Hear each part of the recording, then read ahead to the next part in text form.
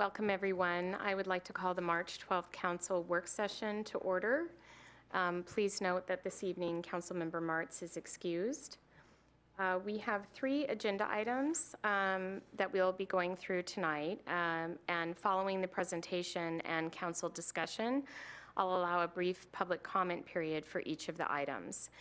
I'm going to run through the 3 agenda items and then go back to the first. The first is ID 0227, which is our budget process review. Next on the agenda, we have AB 7522, which is creating the Visit Issaquah organization. And third is AB 7563, which is the Expedited Traffic Enforcement. So we'll start tonight with ID 0227, which is the budget process review. And our finance director, Jennifer Olson, will take the floor. Thanks, Jennifer. Thank you. Good evening, everyone. Our goals for the presentation tonight on this topic are to describe what the budget development process is intended from the administration that we plan to implement this year, and to walk through that draft budget development and deliberation schedule that was included in the packet. Tonight's presentation will not focus on the temporary staffing request that's being heard by the Council Services and Safety Committee this week. It's due to come back to the full council on March 19th. The schedule and the improved development process that we'll talk about this evening are predicated on those additional resources. So let's talk about the budget process and what the administration is proposing. The Mayor's Office and staff, our central aim for 2019 for developing the budget is to improve our process to start that transition. The 2019 budget is proposed to not anticipate significant changes from the adopted 2018 budget, such as things like department reorganizations, new initiatives, new programs, or structural changes that reflect new priorities.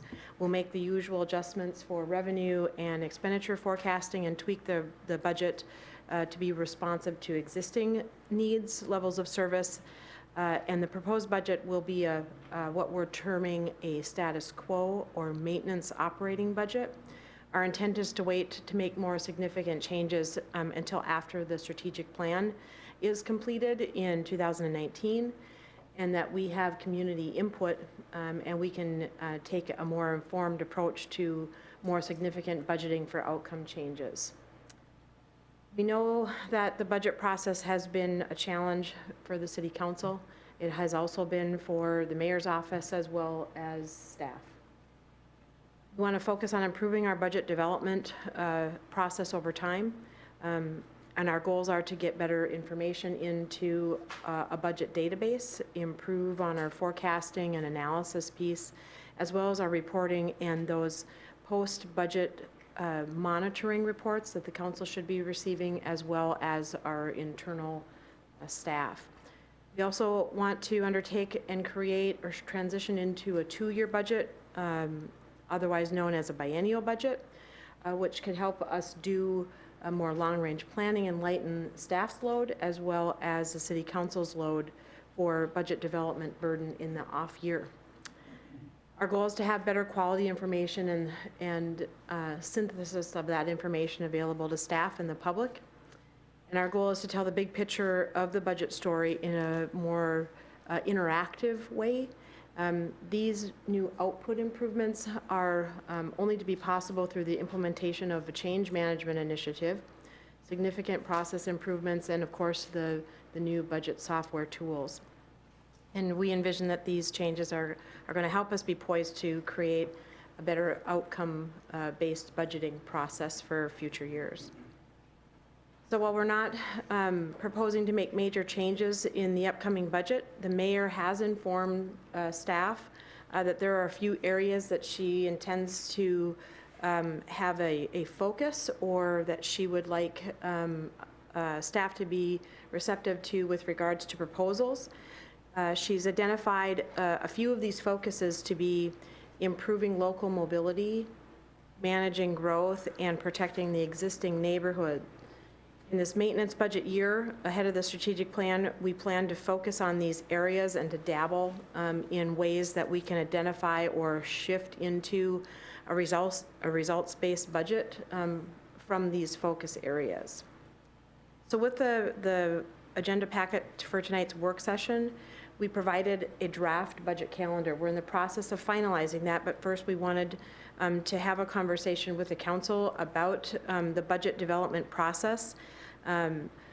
And so what I'd like to do is I'd like to just kind of briefly talk about what that calendar has in it that may have been different from previous years.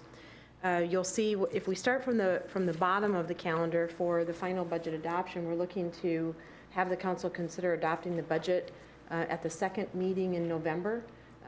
As you all know, that this is 30 days before, or 30 days at shortened time period from prior year budget adoption processes. So that's more of a fast track to adopting the budget in November versus waiting until the end of December.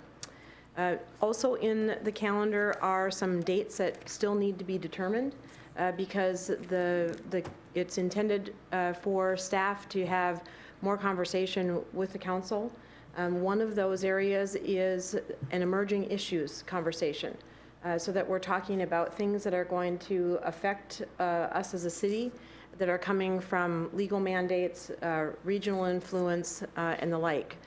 So that means that we've identified possibly on the work session for April 9th to have an emerging issues discussion where departments would be bringing forth information about what we're seeing out there.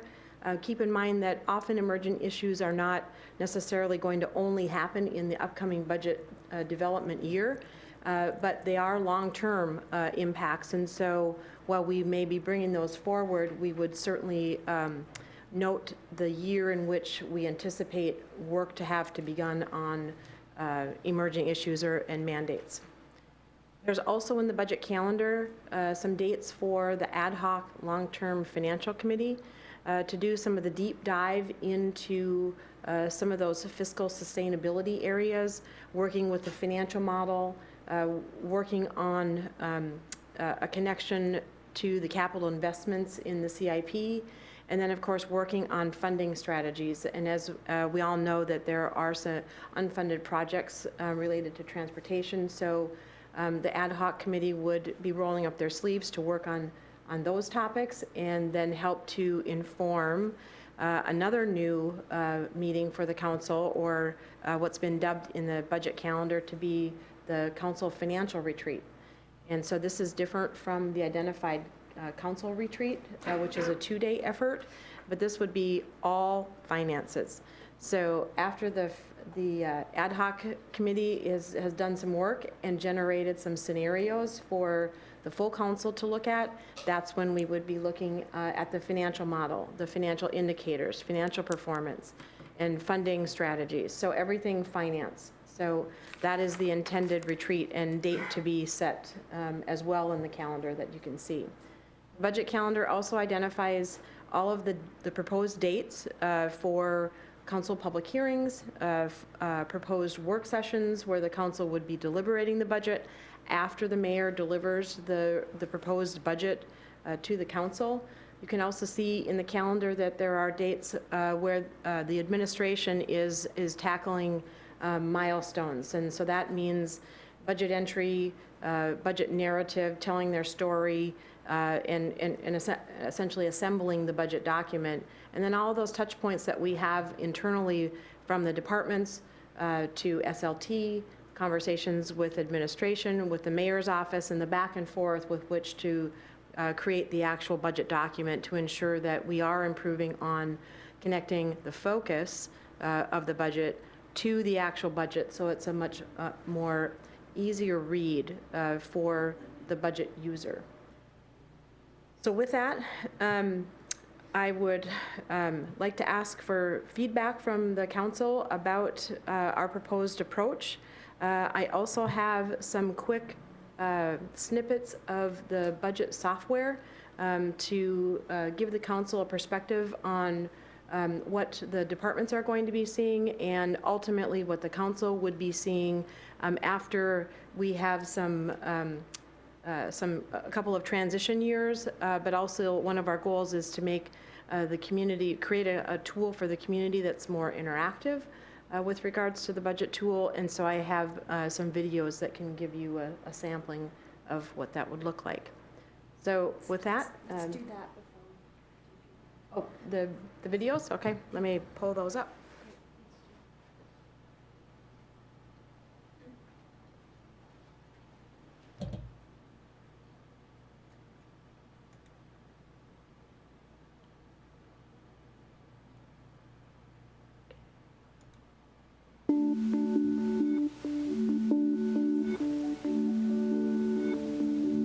Are you still budgeting with spreadsheets? Want to cut your administrative work in half?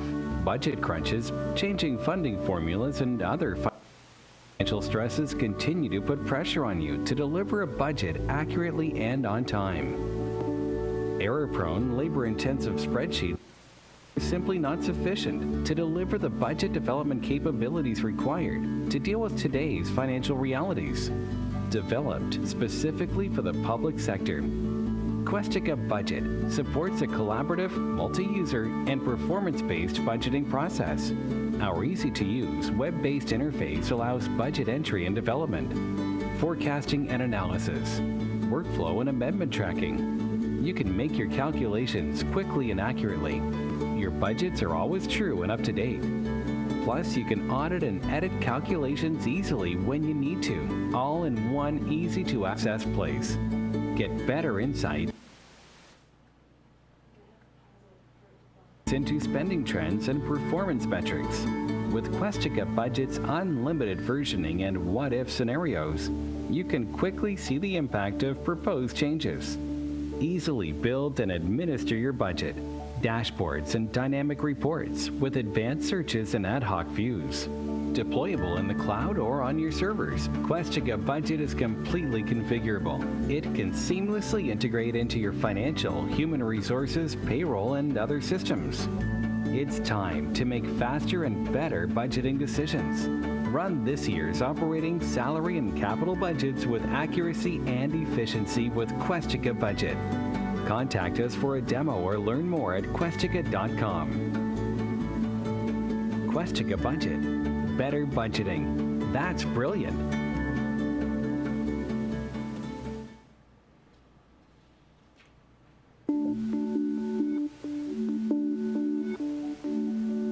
Today's public sector and nonprofit organizations need to build transparency and trust by making complex information easily available to their stakeholders. Transparency enables organizations to successfully engage, communicate, and get support for budgets, strategic plans, fundraising projects, and other community initiatives. Improve trust and accountability by opening your data to internal partners such as council and board members, executives, faculty, and staff. Or connect with your citizens, members, donors, patients, students, and media. Is your organization ready to tell a better story? Introducing Open Book, a powerful transparency tool for data visualization. It allows financial and other data to be brilliantly visualized in an array of interactive charts, tables, and graphs. With descriptive text, informational pop-ups, filtering, and sorting, everyone can now discover information that was once hidden in a spreadsheet. With Open Book's responsive design, data from any source can be shared through social media, embedded on websites, and accessed through mobile devices. Like all Questica tools, Open Book is intuitive and easy to learn. To make your setup seamless, Open Book also fully integrates with Questica Budget, our popular budgeting tool that was purposely developed for the public sector and nonprofit organizations. It's time to engage your stakeholders for better conversations, collaboration, and decision-making. Contact us for a demo or learn more at questica.com/Open Book. Questica Open Book. Open your data to the future.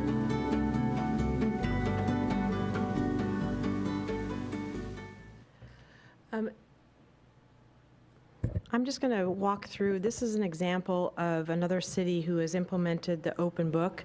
This is their capital budget, and our capital budget or our 5-year CIP would look similar to this. So you can see that this is a map of the city of Victoria, and these little spots on the map identify a project. And so one can, and this is outward facing to the community through a data portal on the city's website. So one can click into the actual project either through going through the area on the map, or you can see that there are projects listed over on this side. So I'm just going to select one just so that you can see. This is an example of a capital project that we have in a PDF budget book. Instead, it's here where there is a narrative about the project, gives some details about the status of the project, as well as a reference to any strategic plan that this project might be helping to achieve. We've got map, but we've got visuals, and then we have the financials. And so we have the total project cost, budget to complete, and then once those actuals start integrating from the financial system, we'll start to see spent to date and those expenses here in a graphical visualization. Then we have the funding sources. This is always an ask about how is this project being funded, and so you would see if there are a number of different funding sources, this would have some different colors here. Any impact to the operating budget would then be down in this area. So that concludes the short presentations.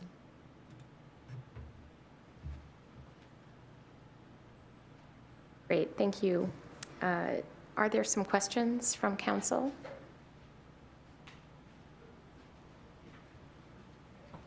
Yes. This is a bit more of a comment than a question. Since a lot of people who, in the public who read these documents are not really down with all of our acronyms, would you mind when first using an acronym just to define it? Because I can figure out most of them, but I still haven't figured out what COA is yet. COA is acronym for Chart of Accounts.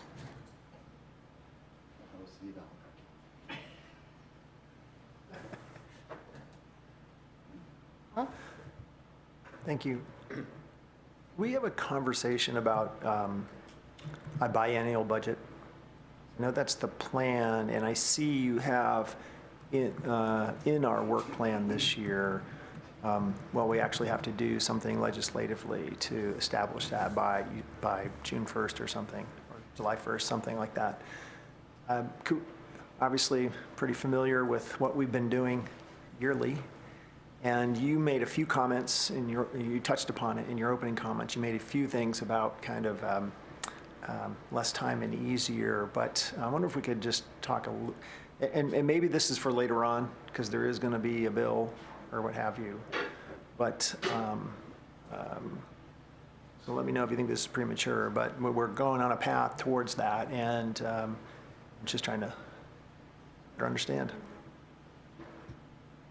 I think let's go ahead and have a conversation about that, and then we can move on. Go ahead, Emily. That would be helpful. That would be my preference. I'm sure Jen's as well. That kind of feedback and opportunity to answer your questions now would be really helpful, because we're getting ready to give instructions to department staff to start to build that budget. So we moved in that direction with the capital budget already. So if there's other questions that remain by council and maybe some hesitancy to support moving in that direction, this would be an excellent time to talk. Yeah, speaking for myself, I wouldn't call it hesitancy. I don't know what would be different, and what I hear some of the whys. They're kind of soft whys, you know. In other words, and I know that's a common practice. But I also know, as we all do almost too well, what it's like when we go through the budget process. So one of the first things I'm wondering is, like, what's going to be different? Well, how are we? What's the experience difference going to be? But I think, but even more, you know, what's going to be different? But we've gotten down to deliberations and and where, you know, one year we talked a lot about there was a tax proposal. It had multiple phases and multiple years to it.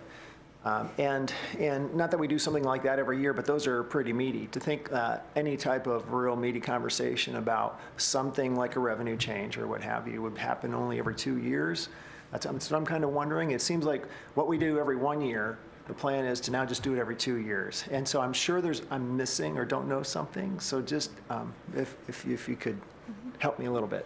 Sure.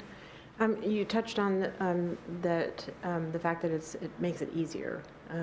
In the actual budget planning year, there is more effort towards and more time spent in thinking through a 2-year budget. So it does create more work in the narrative, the justification, ensuring that things like strategic plan intents are being are part of a 2-year budget once we do have the strategic plan.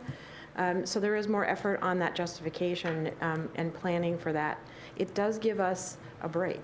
It gives us an opportunity to go out and allow for more public engagement in the budget process, to hear what we need to bring to the council in things like future emerging issues discussions, and so that we're touching and reaching out to the community before the mayor is proposing a budget. So it would help influence that. Similar to the capital budget that we shifted to a biennial, is that off year is intended to be more public focused and asking the community about what is desired or what is needed.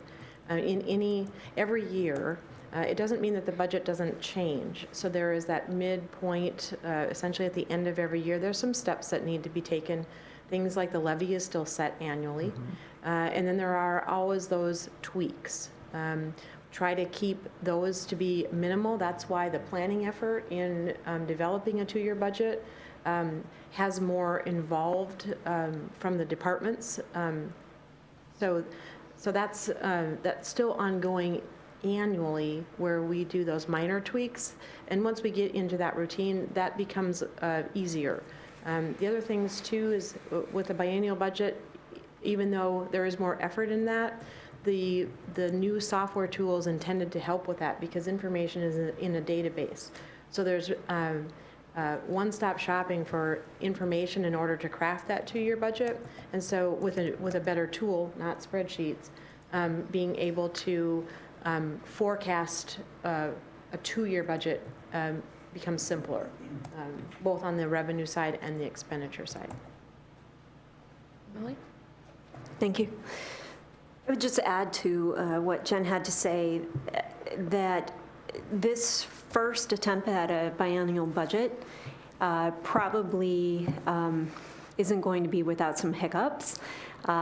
In particular, 2-year budgeting helps us to do more long-range planning, but in a year like this, where our ramp-up time is a little shorter and where we don't have the strategic plan completed, where we haven't had some of the long-term financing conversations that we need to have, our ability to execute on a long-term plan is, I think, a little hampered. Right now, we're working on budget every 6 months. Going to a 2-year budget means we can work on it every 12 months. That still enables us to look down the road at our long-term revenue forecasting, for example. You raised that as a potential impact, and to say, it looks like we need to consider some additional revenue sources, or we need to make modifications to existing ones, and we can still incorporate that into a 2-year budget. I don't foresee us doing that type of work with this 2-year budget, in part because we don't have the strategic plan done, and we don't have all of the input that we need from council on some of those long-term financial considerations. So as Jen talked about, this is really us trying to do a kind of roll forward copy budget to maintain service delivery, fine tune to some assumptions for 2019 and 2020, but we expect those to be more routine nature. And at this point, we're not anticipating pursuing something big like a new revenue stream in this biennial budget. However, That doesn't mean that in 2019, we won't be having conversations with you about long-term financial planning and perhaps the need to make some of those revenue recommendations in the year 2019 or 2020 for implementation in a later year. Thank you. So with our capital budget, obviously, we're long-term, right? We have multiple years. And you said that a couple times, allows us to do some more long-range planning. So outside of capital, let's just talk about staffing, for example. How would this type of doing this biennially, how would staffing be different than what we do now? Or would staffing be something we just have to address whenever we need to address it during the year? It's probably a factor of both. I mean, we'll still need to be responsive enough to deal with any situation when it arises, but a longer look, a 2-year budgeting plan allows us as staff and you as council to kind of think about how you might want to respond to changing service demands and level of service questions. And right now, we are taking those one at a time. I think a longer picture would help us to kind of set expectations for outcomes for our service delivery and then talk about how do we arrive at that place. Is that through changes in our staffing? Is it through other policies or practices that might need to be changed? So I think 2-year budgeting, in my experience on staffing, has just meant you have to have a better story to tell about the outcomes that you're seeking, and you have to work more closely with council to enable that picture to be readily understood. And then you have more time then to put in place what you might need to build that staffing level up to where it needs to be, or to make a reduction in staffing, or move the staffing around to get better aligned with the strategic plan. That's one possibility that I know we're talking about. Strategic plan gets done, and we decide we don't have the FTEs in the service areas that we need. Well, the answer to that isn't always going to be let's add staff. It may be in making choices about where our staff is allocated. So those are conversations that take a little bit more time, and a 2-year budget is a good opportunity to have those conversations. So yearly, it's our yearly budget process right now where we as the council get our most in-depth kind of look back in how we are doing relative to our forecast. So if we had a projected spend, or if we had some type of projected inflow on the revenue side, it's kind of at that budget time where we get to hear in a lot of detail how things are doing. But is there anything in this whole body of work? Maybe it's referenced in some of the software you showed us, that is going to enable us to get to see kind of performance in a more, in a less costly, less overhead way, where we can actually see which is actually a heavy lift right now. I think it has been every year. We bring in, during the budget season, here's what we said we were going to do, here's what we've done. But that need and that oversight responsibility that we have as a council to see how we're doing relative to budget. I mean, what are we doing to improve the access to that information? That's a very good question. Along with the operating budget, the capital budget, and the open book applications that are coming out of the new tool, it is part of a longer term transition, certainly, but there is a performance module that there would be some information that comes from the actual financials that go in. So we're certainly migrating historical information into that for better monitoring and forecasting. But also we would be able to produce some of those performance metrics and the reporting that's been asked by the council through the application.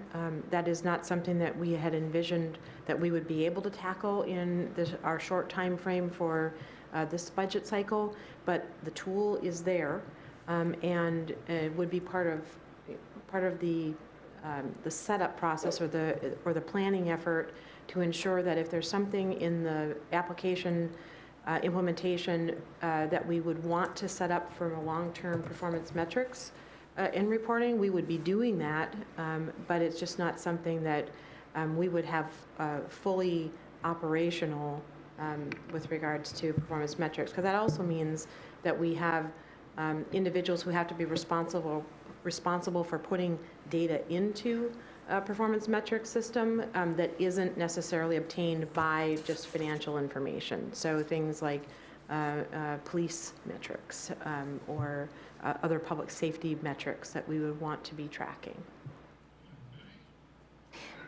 Bill? Yeah, so I think I understand, the 2-year budget, and many people use it and the advantages and so forth, and I don't have a problem with that concept. I think one of the questions that comes to mind listening to all this is this the right time to do it? Because when I hear you say that in 19 we're going to do a maintenance budget, we don't have a strategic plan, and seems like we're forcing a whole lot of stuff to happen very quickly to implement something that is just going to be a maintenance of what we did in 18. So I don't see a benefit to that. And then then 19 is going to be the real year we're going to adjust it, which is hopefully the second year is when you have minor adjustments to your budget versus reworking the whole thing, which it sounds like we'd have to rework the whole thing in 20. So the big question that comes to me is, why rush to do it now if what we're doing is not really accomplishing the goals of the 2-year budget? I'd say, because I'm looking at a lot of money, a lot of crunch of time, staff time, everything to get something going. It's like, well, let's just do it in 21 rather than 19. Makes a whole lot more sense to me right now from what I'm hearing. If that's the goal, the way we're going to try to do it, we're going to rush it this year, which takes the public input out of it more so, which was what we're trying to get into it as well. So all those things that I'm seeing, I'm not seeing a push to make it happen this year, that maybe we should wait the extra 2 years before we do that. If I'm correct in what I'm hearing, that's what sounds like to me. Emily? Sure, thank you for that comment. It's certainly a discussion that we've had at the staff level about timing. We still continue to think that we can make it work and that the timing is good. You're right that we would have to then contemplate not starting a 2-year until 2021. And what that really means is you're in budget development on that next 2-year budget in 2020, which is actually perfect timing as well. Once we get the strategic plan set up and completed by the end of this year, I hope, then we're going to have several months of conversation, I would anticipate, about what does it all mean, right? We got all this fantastic input from the community. What do we want to do with that input at this point in time? There'll be a list of strategies and action items to consider. Some of those will have budget implications as well.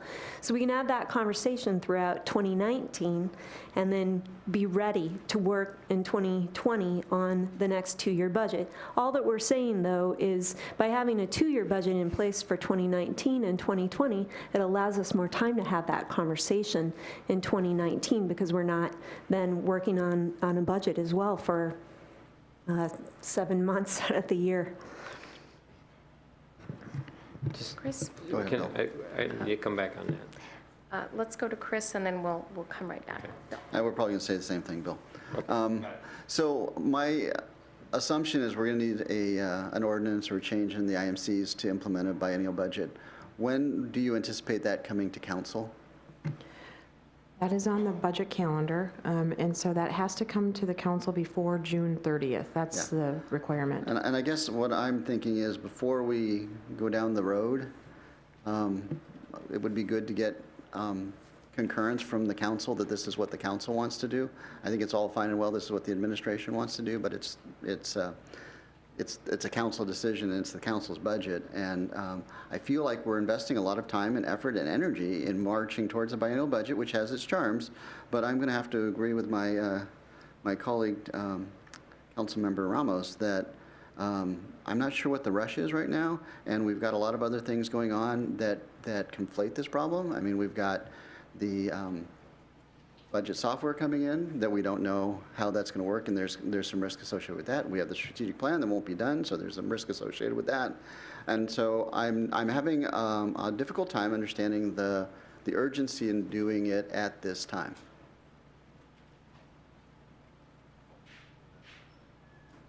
Jen? Another reason is that we would be transitioning slowly into a biennial budget, and because we're implementing new software, it's often a good time that if we can set up the framework for that, that we do it right out of the gate versus having to then go back and then shift into a 2-year cycle from a 1-year. So that would be a reason for this year to allow the departments to more slowly get connected to 2-year budgeting cycles versus waiting until we have strategic plan actionable items to implement. And so that was part of the idea for proposing the biennial budget. Thank you. Bill, did you have another question? Well, it's kind of going back to what you said there, and it just, I'm hearing conflicting terms. The point is we have to rush to get it done this year, but what you're saying is we want to do it this year because we can do it more slowly. So I don't know how to make sense of those two statements, bluntly. I just don't, you say we're going to do it this year because we can do it more slowly, but we have to hire additional staff, we have to rush to get this done. That doesn't sound more slowly to me and more, ease for staff. It seems like this would be a tough year for staff to get this all up and going in this time period. So that's.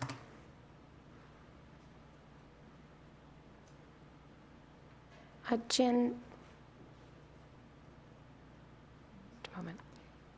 What would the implication be of, just from a timing and working things through to go ahead and implement the new software and do that in a 1-year cycle, and then the move over to a 2-year cycle later in terms of the new software coming in and that kind of thing? Could you just explain a little bit more about that? Sure, and thank you. One of the changes would be that when you implement a 2-year budget, there's the need to go back and make the previous 2 years as if they had been a budget cycle from a comparative standpoint.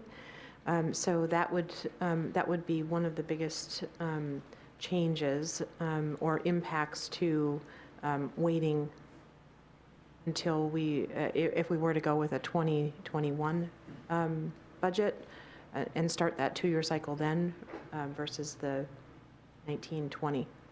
Okay. And I had one other question in terms of just in the off year, realize that we would be dealing with issues as they come up and wrapping around with those, but in the off year, would there be a formalized review where we would talk about potential updates, or is it more just as it comes in that off year? It's perceived that in the off year that there would be more conversation around what the focus of the budget is, the connection to a strategic plan. So I don't know if that answers your question in that short little response, but Emily has some more. Okay. Emily? There would be a formal point in time where we would be bringing forward budget amendment to true up anything that needs an adjustment. So we would anticipate not only having conversations like Jen is talking about, how the strategic plan might create some opportunities or some implications for the budget that we might want to make some tweaks for year 2 to be in line with those expectations or assumptions. But we could defer those until the next 2-year budget as well, and spend more time talking about a pathway forward to implement the strategic plan. But we would expect a formal moment in time where we would come back to you and we'd say, here's how the revenue forecast is shaping up now that the 12 months have passed since we last ran the forecast. Here's some adjustments we think we need to make in order to true up. And there may be things on the expenditure side as well. Are there other questions about the 2-year budget cycle? I just had a question, I think similar to Councilmember Ramos, about the statement that this would allow the staff to more slowly transition. And I also, I don't think I made the connection between how this going to the biannual budget sooner allows the staff to make that transition more slowly. So I just would like some clarification on that. 2 years on a maintenance budget or status quo budget is somewhat less challenging to plan for because they're existing levels of service. And so we can do things like adding in a modifier to increase that's the second year of the budget 1% or a certain factor. And so that's no data entry because we can do mass across the board increases for certain line items in the budget. And so the reason I say that it is helps to slowly step into a 2-year budget is that there's less that has to be provided for in more of the narrative and the justifications, because likely once we have the strategic plan, there would be identified significant changes or transitions or increased level of service that comes out of a strategic plan. So a maintenance budget, status quo budget, is less intensive because if the focus is to not have anything major new, then there would be less to work on. And so taking a slower approach to transition into a biennial budget is why I indicated it would be, even though it's in a shorter period of time, it would just allow for the departments to get used to looking at a 2-year period of time for status quo items versus a 2-year period of time where there would likely be major new things, changes in initiatives.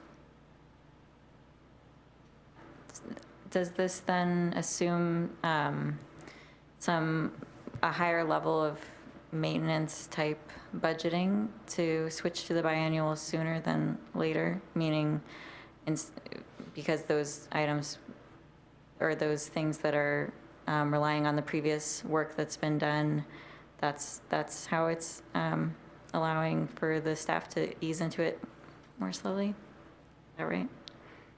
Yeah. Maybe can you just restate how the maintenance makes it the difference?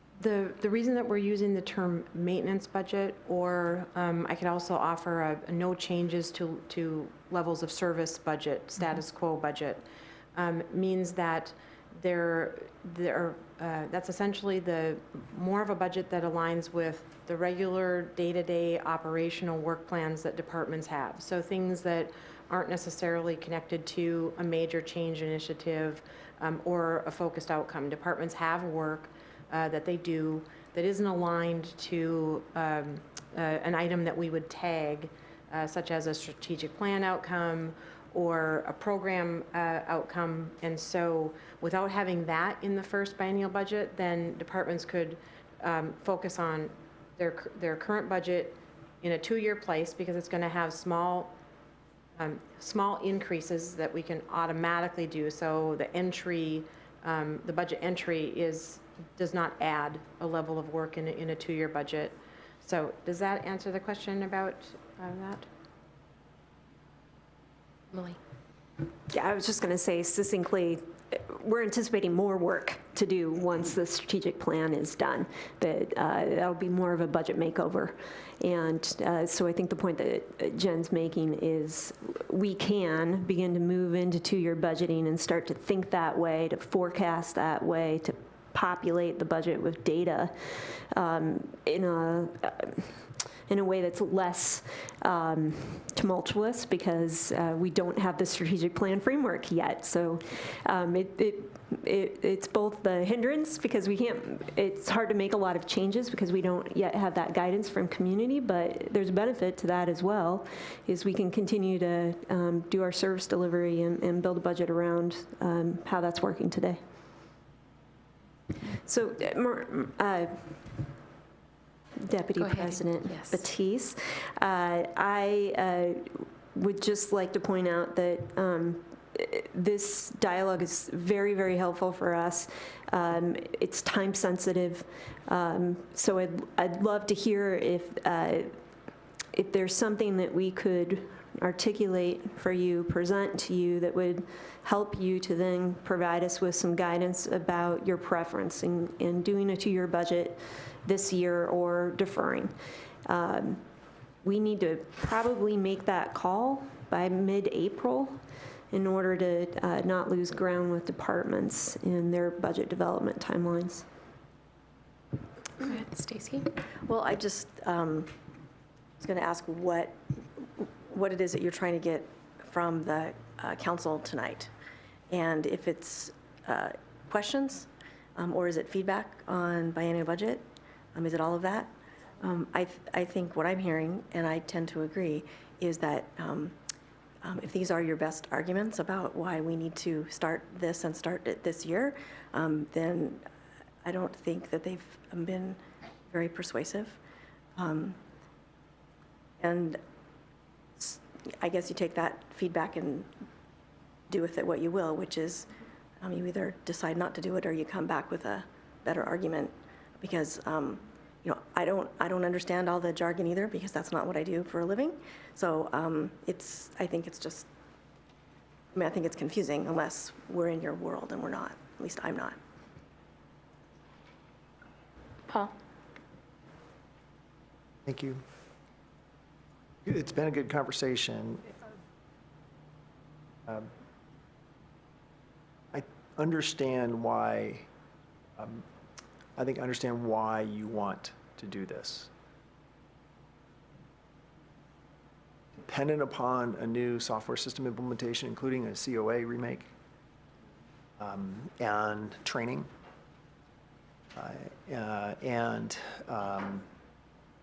That's always a yellow flag for me, just systems in general, where there's a system change as well as quite a bit of organizational change and process change. And those, you can, some people would argue, do the process first and figure out and get the system to support your new processes. So this isn't kind of me going thumbs up or thumbs down on where I am right now. I'm giving you back. That's something for you to continue to consider, because I know we're going to come back and ask this question formally. And then the comment this evening, at first when I heard about, hey, well, we don't have the strategic plan yet. Why don't we just wait until that's in place and we do this big lift with a strategic plan in place? That's been developed with additional input from the community. We have 1 year of the budget software or more under our belt. It's stabilized. You've got the training done. We're all more familiar with it as well. Those two things kind of made a lot of sense to me. I was thinking organizationally most effective for all of us, and therefore for the city. Emily, you made a point at the end where, yeah, but maybe the uptake of the process change and the new software without a strategic plan, you made an argument that actually would be easier, or maybe less error prone, or what have you, less of a remake. So I'm going to chew on that a little bit. But those are just my comments, what I've heard and what I'm thinking right now. So I'm going to ask if anyone else has a last comment regarding the two-year budget cycle, because I do want to wrap around to other questions that we might have. And I think we've given some good feedback. I do have one more comment, but I wanted to ask if anyone else. So just from my part, from what I'm hearing from the council, it does sound like they would like more information about why this is critical right now. So more information coming back so we could give final thumbs up, thumbs down on that, I think would be important. Just from my perspective, I think implementing the new software system and having that run in conjunction with going to a two-year plan and not having to wrap back around, if that's the plan down the road, and change things, and being able to allow the slower integration of what that new process would be for staff makes good sense to me. But I am hearing that some more information about why that's important right now would be needed. Emily? Sure, thank you. We'll touch base with the mayor and see how the mayor wants to proceed. I think we've had similar conversations on the staff side. This input has been really helpful. We have choices. One of the choices is whether or not we want to come back to you with that additional information and make the argument again. So we'll pose that question to the mayor. Great, thank you. So I'd like to move on and ask, just based on our presentation and some of the other questions, including the proposed budget calendar, if there are other questions. Go ahead, Vicki. So first, one comment, which is, I think for me, it would be helpful to see this calendar in terms of the options that we have. So the option for going to the biannual is the option that's presented in our packet, but there could be the deferred biannual option, and how would that play out, and where would things get delayed, and where would things happen at the same time. So that would be helpful for me. And then a question about the migration of the historical budget data. I was wondering how much data will be moved over, and also that it seems like potentially a big lift, and how the timing of that will factor in. Well, the migration of data, it's typical for about 3 years of historical information, and that would be, I think, sounds like you're familiar with, that happens with our budget software, speaking with our financial software, so we would pull that in.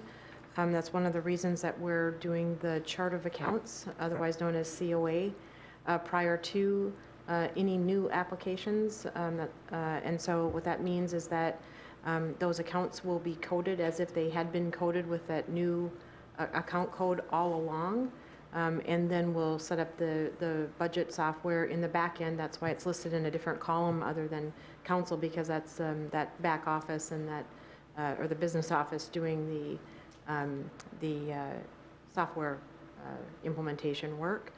And so that is part of the planning effort. We don't have the final calendar with the dates and the tasks associated with the migration, but it typically involves that happening electronically, and we go through a validation period to ensure and look at some of the outputs and how that comes out in some of the reporting. So that's essentially what we're looking to validate is, did the budget come in with the numbers correct for 2018 budget, 17, 16, any of those, that historical, just making sure that the numbers match, and we can true that up. And so once we have a clearer picture, once that effort, the planning effort for the actual software implementation, we can certainly bring that back to council and let you know exactly how long it will take for the migration of data phase. Any other questions? Yes, Emily. And to answer your question about the calendar adjustment, the only thing that I believe would change is we would just strike through the milestones that are in June about presenting the ordinance and council taking action on that ordinance. I wouldn't foresee any other changes to our budget development calendar. Most of the rest of June, apart from bringing the ordinance before council, is time for the departments to be doing their budget work, so that won't change. Stacy? So the budget calendar shows, and maybe this is just because it's very preliminary, but it only shows 2 work sessions and a possible third. So given how things have gone since the 7 years that I've been on council, I would be very surprised unless we have a dramatically different budget presentation in the beginning, that we can do that in 2 work sessions or 3. But I would love to. Anything else? So it seems to me, so tell me if I'm wrong, but it really seems to me that there's actually 3 things in this calendar. There's the conversion to the biennial budget, which is still in question or under discussion. There is the implementation training and conversion to Questica. And there is the generation of the next budget cycle, or the 2019 or the 2019-20 budget, depending upon where we go. So there's actually 3 discrete, distinct flows of activity in here.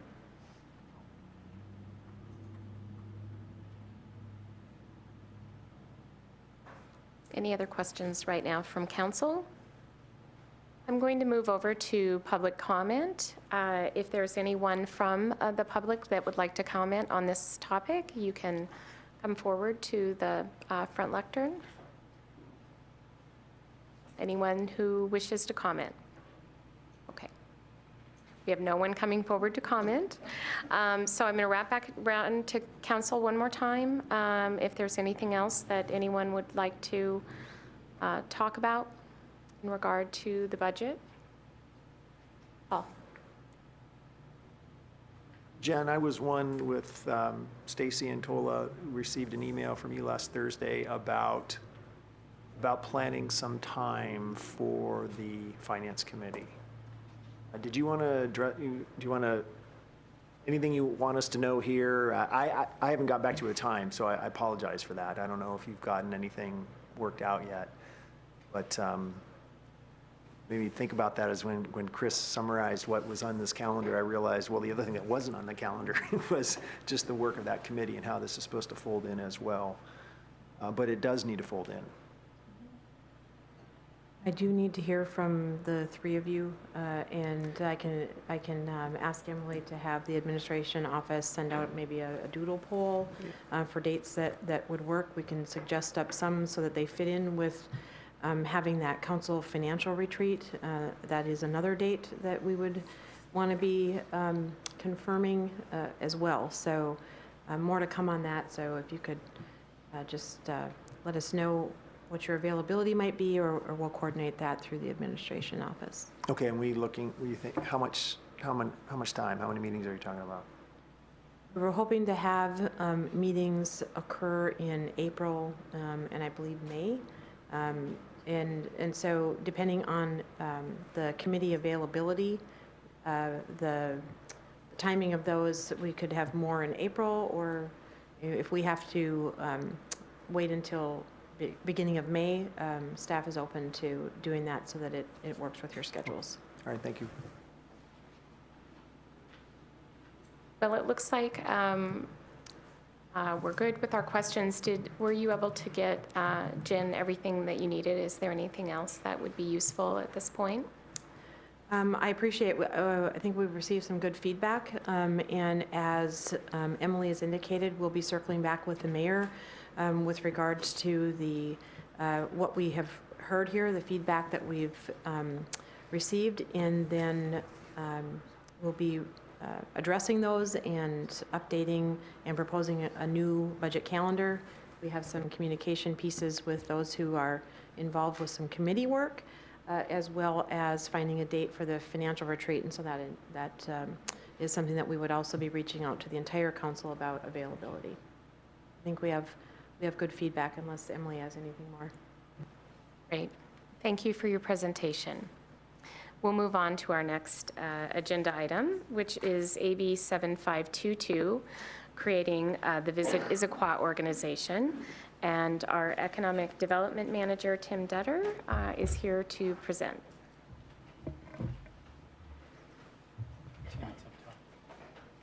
Where? Water. What? It's right there. Oh.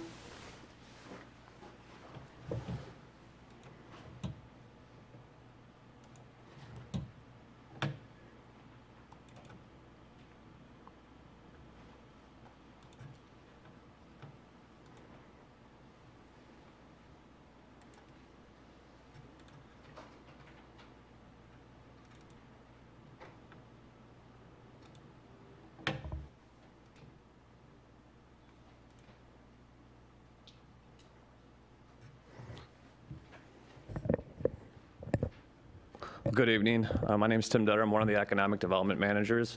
I think I know everybody, so it's nice to see everyone and be familiar with you. Tonight we're going to talk about tourism, the LTAC, the DMO, and my role in all that. And I hope that tonight I can clarify some of that. Chris, just to get a couple of the acronyms out of the way. The LTAC is the Lodging Tax Advisory Committee, and the DMO is a destination marketing organization. So why tourism? Why are we talking about tourism right now? We've looked at the state impact. We know that it's a huge economic impact, and that's why I'm involved in it, because of the economic impact. We can see that it's the fourth largest industry in Washington, provides over 177,000 jobs. I found something on a research paper today. This is a white paper study on tourism, and this was for the state of Connecticut, but I want to quote it just because it makes a great point of the economic impact. And it says, unlike most other programs, tourism promotion is clearly a net revenue generator, not a cost to the taxpayer. Providing adequate funding to entice more visitors to your destination represents a major opportunity both to stimulate the economy and to take market share from competitors who fail to recognize the wisdom of investing in their tourism assets. So let's start with the Lodging Tax Advisory Committee, because we need to come back to this. And it's designed a specific way for a specific reason. It's represented by two of the entities that collect the tax, two of the hoteliers, and two entities that have spent it in the past or are currently spending it. It's usually two of the nonprofits. And there's a balance there. We're asking our hotels their advice because they're collecting the tax, and how can we use this money to generate more revenue? And then we're asking the nonprofits who have used it their opinion as well. And then a city council member who's the chair. So there's a very specific reason that these people sit on this committee. And this is who we have that sits on ours. And you're familiar with these people. You know these people. Will Parkinson runs Hilton Garden Inn and the Homewood Suites. Quinn Pham is the director of sales for the Marriott Suites. And then Erica Mania is from the History Museum. And Hamilton McCullough works for Green Rubino, but he represents the Chamber of Commerce. And then Paul as the chair from council, and then myself as the staff liaison. I'm the non-voting member on the LTAC. This is the RCW that governs the LTAC. I just want to have it here in case we need to come back to it. I'm not going to go into detail, but in 2016, the city did adopt and codify to bring this up, to bring it up to speed, basically, with the city. So it basically just says, we will accept this. So we've all heard of Roger Brooks. How did they get to Roger Brooks? It was really the chamber and the LTAC that moved it forward and said, we need a tourism plan. I think that the hotels weren't seeing their ROI, the return on investment, and what they were doing, because like I said, they were dishing these funds out as capacity grants to the nonprofits, which might have been good for the nonprofits, but it wasn't necessarily generating tourism.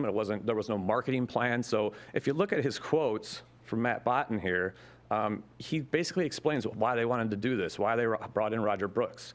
And Brooks was hired to develop the plan, do the research, conduct the study, design the model, and to define our tourism assets, which he did. We have that plan. And this is important. If you look at the plan, he says create a standalone organization. It shouldn't be under the city. It shouldn't be with the Chamber of Commerce. It should be a standalone organization. It should be independent. It should have its own board of directors, and it should have its own executive director. And they don't produce events. They boost the events that we already have, and they help create new ones. And then it will work with economic development, with the Chamber of Commerce, and with our other nonprofits, and with our tourism assets. And this is something that we talked about last time, Chris, with the governance, the model. How do we do this? The city's role is just to kickstart it, much like we did DIA. The city's actually a founder of DIA. It was in the original subplan, and that's what we did. We kickstarted it, and DIA now governs itself. It has its own board of directors, and it has its own budget. Are we there at the table? Yes, I sit on the board, but it's an independent organization. That's what we're trying to do, the same kind of concept. As DIA, different entity, different focus. We're focusing on tourism instead of downtown. Same concept. The LTAC will design this board. They will pick the first original board, which will eventually become self-governing. And we can do that much like we do our committees and councils. We can do an application process and look at those and sit down. And we can even form a nominating committee if we like. The LTAC remains in place, and I have a slide at the end that'll illustrate this. The LTAC remains in place and still has to request these funds to be appropriated to the DMO each year. So each year they're going to have to review what the DMO is doing and come to City Council and present on that.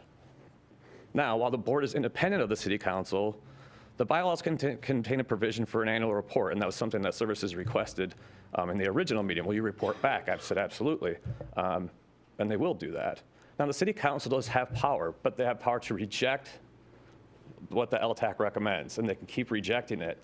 But what the City Council can't do by the state law is alter it. So that's something that the City Council's not always used to, right? Because normally you approve something and then you look at it line item and go down one by one. In this case, you either approve it or disapprove it in its entirety. You can't make recommendations to change it. And then with the funding process, an agreement needs to be entered between the city and the DMO so that we know that they're spending these funds according to the RCW, which we can do. And the question came up, Mariah, last time about a tourism promotion authority. So I did some research. It's basically when a municipality enters into a joint agreement with another municipality and they can create a separate tax for a certain area to create more revenue. It's always an option. This DMO can do that down the road. We're not taking that off the table. But this is the process that it takes to do that, and it's pretty lengthy. But it's something that you wanted to hear about, so this is what it looks like. This is my chart. I wish it showed up a little bit better here for you, but I'll read it to you. So this is everybody's role defined. The LTAC makes the annual recommendations annually to the city council, and right now they're recommending to create the destination marketing organization. This is the request of your hoteliers. This is the request of your nonprofits, of this committee working together. The city council, again, can accept or reject it, thumbs up or thumbs down, but I have to do it in entirety. Not by line item, but by the concept as a whole. And then the DMO that's a separate board of directors. That's who does the tourism work. And they need to report to the LTAC, and they need to report to the city council on what they're doing.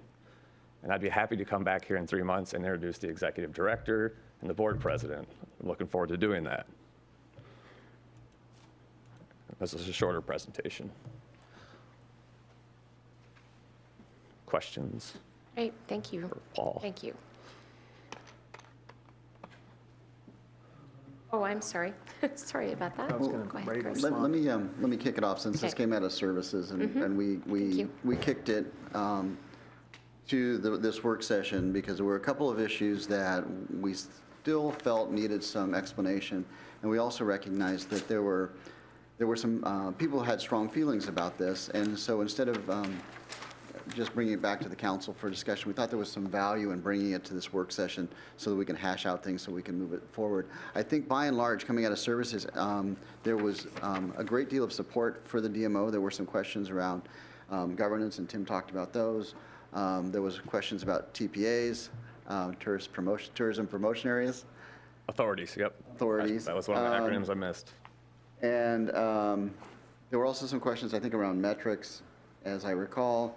And then, and I know there was a question about this because it was my question, it was around, is the funding adequate? And so it wasn't, are you asking for too much money for the initial setup, but is that going to be enough that we're going to be able to create any impact by it? So those were the kinds of questions that we were noodling on coming out of services. So I'm very interested to, get the wisdom and insights of the rest of the council on those issues. Does anyone have any questions on this? Stacy? Well, I have a lot of questions. And the first thing I wanted to, and I don't know if this is an appropriate time, but there is mention in the packet of this topic going to the public. And that was a couple of months ago at the train depot. And there was a mention of this, there being about 20 people there and council members were there. Well, I think the only council members were Paul and I. And so I don't know that I would characterize it as having gone to the public yet, sort of vetted by the public. And I took notes at the time about what the comments were from the public, and so I think it's probably a good time for me to run down that list of what I heard from the folks who were there, in no particular order. That the LTAC, when thinking about a DMO, got advice from Walla Walla and the Port of Seattle and the City of Seattle. There was a comment at the meeting that $30,000 for marketing will fail. Those aren't my words, those are the commenters' words. And the answer was that the LTAC could pump in more money, but the response from the community member was that they were concerned that that wouldn't be sustainable, given LTAC's annual budget. There were questions about capacity in terms of hotel capacity here, that we have a very narrow market here capacity for holding certain events, large events, such as large conferences, that we don't have an ability to have large conferences. So what's the ability for us to put enough, have enough, a large enough activity that we could put enough heads in beds. There were also questions about whether there had been any studies about how many heads we would need to get in beds in order to increase the tax enough to make this funding mechanism sustainable. And then, Tim, what you brought up, the group at that meeting was told that LTAC can spend the money how it chooses, regardless of what the council decides. There are concerns about, do we want more traffic and people in Issaquah? What's the consideration for the extra impact on the infrastructure if we're trying to bring more people here, more people traffic, tourism traffic? There was questions about a second way to fund a DMO, which is the Tours and Improvement Area. Is that the same that you mentioned here? Yeah, Is that a Tourism different one? Promotion Authority. Is that the same thing? Okay. Walla Walla has both. There was comment that it needs to, the organization needs to be well-planned, with good leadership, excellent communication with the community, and that the best customers are locals. There was a question about whether the businesses support, and Tim said, yes, anecdotally, but there is no data. Let's see.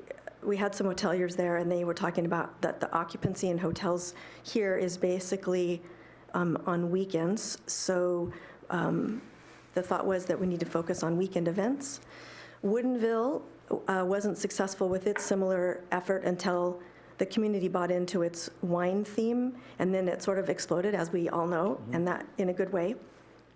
And then one of the other comments was there were questions about whether there had been a pro forma yet, and I think the answer was no. So I just wanted to fill in, because the agenda packet did suggest that it had been out in the public, but from my, and correct me if I'm wrong, but I think there was just that one meeting, with the exception of LTAC meetings, and I don't know how many folks from the public you get there. So I do have a lot of questions, but I won't take up any more time. Which one would you like me to speak to first? Those are good notes. So I recall those comments. So I wanted to fill in the gap here for my fellow council members and people watching about what the comments and questions were that came from that meeting at the time. And I know some of them you addressed here. You had one slide about what that other option is, the authority. TPA. Yeah, the TPA. And I know that some of the information is slightly addressed in the agenda packet. But I don't know that I would characterize it as a huge public vetting, and the people at the meeting supported it. I don't think I heard anybody say, no, this is a terrible idea, but I do think that there were a lot of questions, and very, very thoughtful questions about it. Great. Thank you, Stacy, for running through the public comments that came from that meeting. And I know you have other questions, Stacy, so I'll come back. Does anyone else have a question?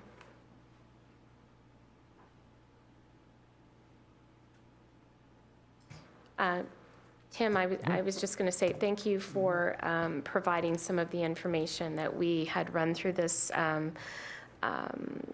in safety, and I believe you've covered some of that information, but we'll wrap back around and see if there are other questions that we need to answer.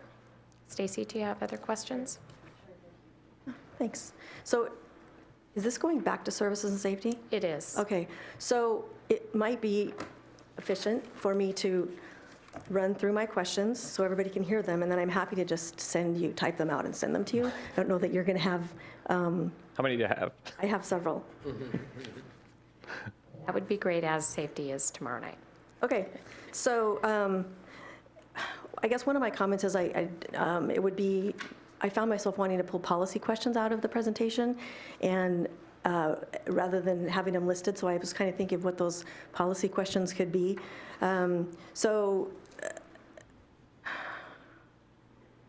One of the things that was noted in the Roger Brooks study is that we should be doing a branding first, and that would be a public involvement effort, in my opinion, and I don't think we've done that yet.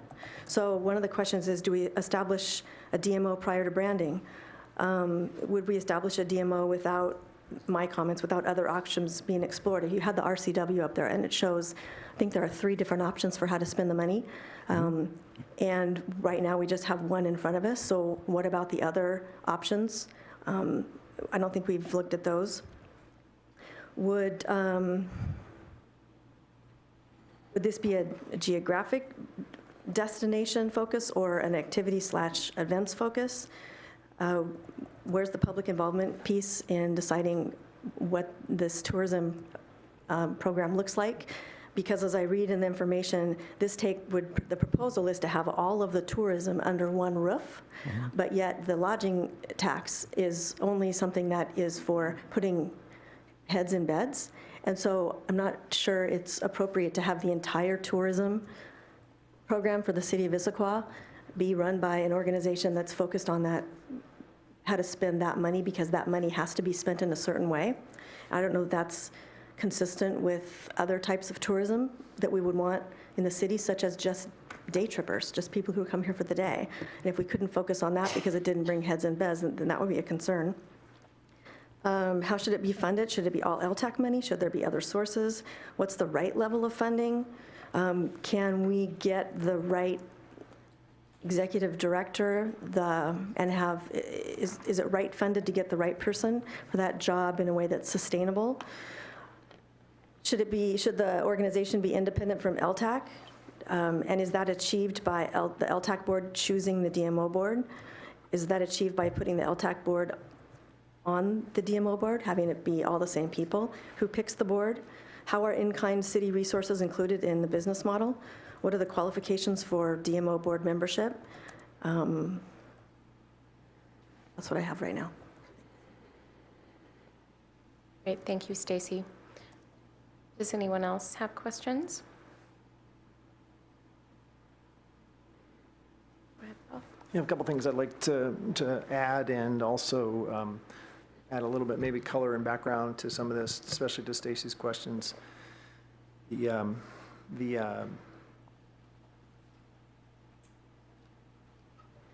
going to go to this. So I've sat on the board. This is my 3rd year on the board. Historically, what the board has done and the council has always supported is we've given grants to local nonprofits to augment their marketing budgets. And they had to demonstrate that these marketing campaigns that they were doing had a reach beyond the 50-mile limit. But it was almost impossible to say that use of those funds actually was getting the results that they're supposed to. In other words, actually was driving tourism. And that getting some of those multipliers that tourism really does get has been proven. It was very difficult to see whether or not that was getting done by granting money to nonprofits for their marketing campaigns. And so and I think when I got on LTAC, it had already been a couple years since the Roger Brooks study. And it was clear that committee at that time, there's a different makeup of it now. I think Will Parkinson is maybe the only person, or Erica was on it then as well, that they were ready to kind of move away from that model because there was so little evidence that it actually was having an impact. And with the study that we had from Roger Brooks, and something that there was some familiarity with tourism in general, we made that transition. And in the last couple years, the amount of money actually given as grants for marketing campaigns was dramatically reduced. We actually went out and tried to contract somebody to do this type of work as a contractor working for the city to do some event recruitment. When Tim came on board, he elevated this conversation to go a little bit, well, let's actually go the next step that Roger Brooks fully recommended, which is to create a separate organization that wasn't just an arm of the city, but whose truly was and it had, its lifeblood wasn't just one contract. It was something that it would be an organization that would have structure and governance, and not just the terms of a contract between them and the city. And it's all about, the question about, I think it's an interesting question about geographic coverage, because I think I've been operating under the assumption the entire time it's about tourism in Issaquah making a difference to the businesses and the nonprofits that are here. It's about, and the heads and beds factor in this idea that there's increased hotel night stays is a good metric, because there's pretty good data that says that those people who spend the night actually are spending more money on the local businesses. And so that's why that's used. It's not just, though that is a key measure, that in and of itself isn't what tourism is trying to do. It's really because we know that when there is additional stays, especially when they did come from beyond 50 miles, not just a day trip, that there is a greater economic activity for the local businesses. And one thing I'll say as well, too, I think it's important is there's the question about the budget that we had out there. The LTAC is a tax collected by the hotelier, so it's on the hotel bill. We are administrators of it, but it's not our funds. But we do have to approve. The council does have to approve that. And as such, to stand up this organization and have it focusing on finding programs, connecting potential people who might want to do some type of event, connecting them with the facilities here and the amenities that are here, kind of being that facilitator, to do all of that without actually having to raise any additional money. It's already money that's being collected. So there wouldn't be anything, I think that other option is something, is something akin to a special purpose district. So that would be another form of, that would be a whole nother entity that had to be created, tied to that funding source. So this is a funding source that's already in place and is being collected. The budget that we went through and that's here now is the thinking on that comment about, was there enough in there on the marketing line item? Because in terms of the cost of getting a director, what that cost would be and other kind of operational costs, I think the big question really was, and I think, Chris, you had the same one, is, are you funding it in enough? And I know, speaking for myself, when I think about that is without having, it's kind of like the thinking was, well, this is certainly, it may be enough. It's certainly something you can do something with. It's certainly something to get started, but certainly would be very important for a full-time person, an executive director, to come in and develop the business case and justification for why potentially additional funds would be made. And that, to me, made a lot of sense, rather than us trying to engineer a better number based upon on work that somebody else, someone would be hired who would focus on. That would be their specialty, would come up with some type of justification for that budget. It was best to allow an executive director to come forward with a justification for that. And given where we are with the growth in the number of hotel rooms that we have had and what the yearly kind of collection is, it still seems like it's well within, it's very sustainable, even if the only funding was from LTAC for what we proposed year over year. But there's nothing, and we've talked quite a bit about the actual that funding from LTAC would not be the only source. There would nothing stopping this organization and their board from deciding to do development and find other ways to raise funds for their operations. And that certainly is something that I would ask for and look for right up front as well, a potential candidate who has that type of development background and fundraising as well, who has that tourism organization background as well. So I think that part about the budget, what we know is we can see fairly certainly a long-term, a sustainable source that LTAC could be but that doesn't have to preclude other funding sources that they would identify and try to raise money for.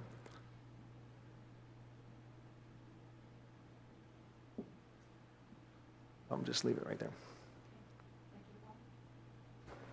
This isn't a question, Yes. it's more of a comment, and it deals exactly with what Paul was just talking about. It's about funding. So my biggest concern about the LTAC isn't that it's not a good idea, and it's not that we wouldn't have good governance.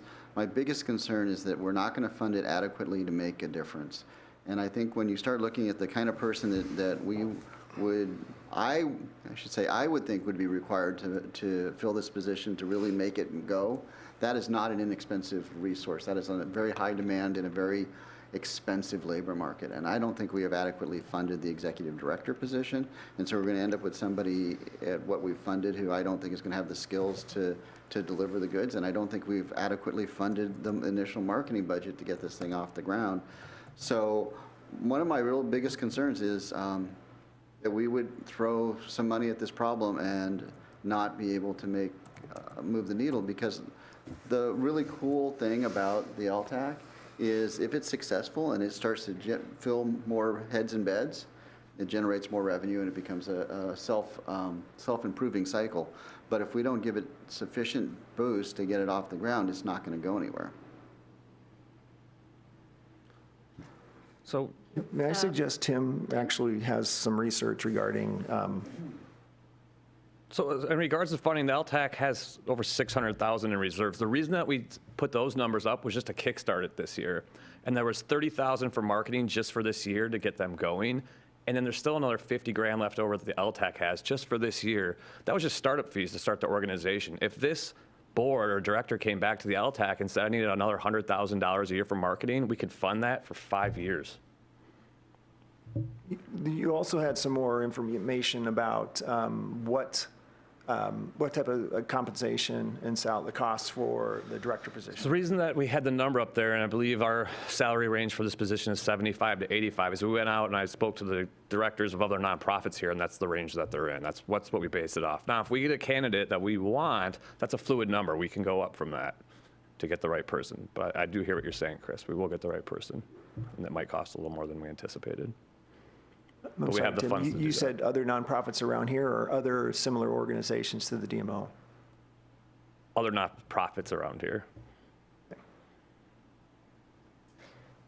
Any other questions? Tim, in regard to the TPA, the Tourism Promotion Authority, so we kind of breezed through that slide, and I'm looking at it the other night and looking at this again. So is that typically, I'll ask it two ways. Typically, when that comes together, that's something where groups start separately and then they it's decide phase to two. join together. But it could be that two groups start out from the very beginning and decide we're going to form this together. It could be. They could start that way. It could be. So does anybody remember outside Seattle? We tried that to partner with North Bend and Snoqualmie, and it failed. I think my recommendation would be to get Issaquah's foundation strong and get our own DMO healthy, and then to approach that option of a TPA. Okay, so it's not that it couldn't be done that way, but typically, it sounds like it has been done by two organizations already establishing and then deciding we would join together. Correct. Okay, great. Vicki? I had a question to follow up on Councilmember Goodman's comment on branding, and how do you think that this could work with starting the funds of 30,000 for marketing, and how would the branding work under the director, and who would lead that effort, and what are your thoughts on that? So the LTAC's only requesting an appropriation of 172 for this year. That 30,000 for marketing wouldn't go towards branding. The LTAC can tap into those reserve funds to help fund branding. But at this time, City Council hasn't made branding a priority. If City Council wants to make branding a priority, they can take that to the LTAC and they can examine it and make a recommendation. Paul? May I add something to that too? So in 2017, we actually did, LTAC proposed and the council approved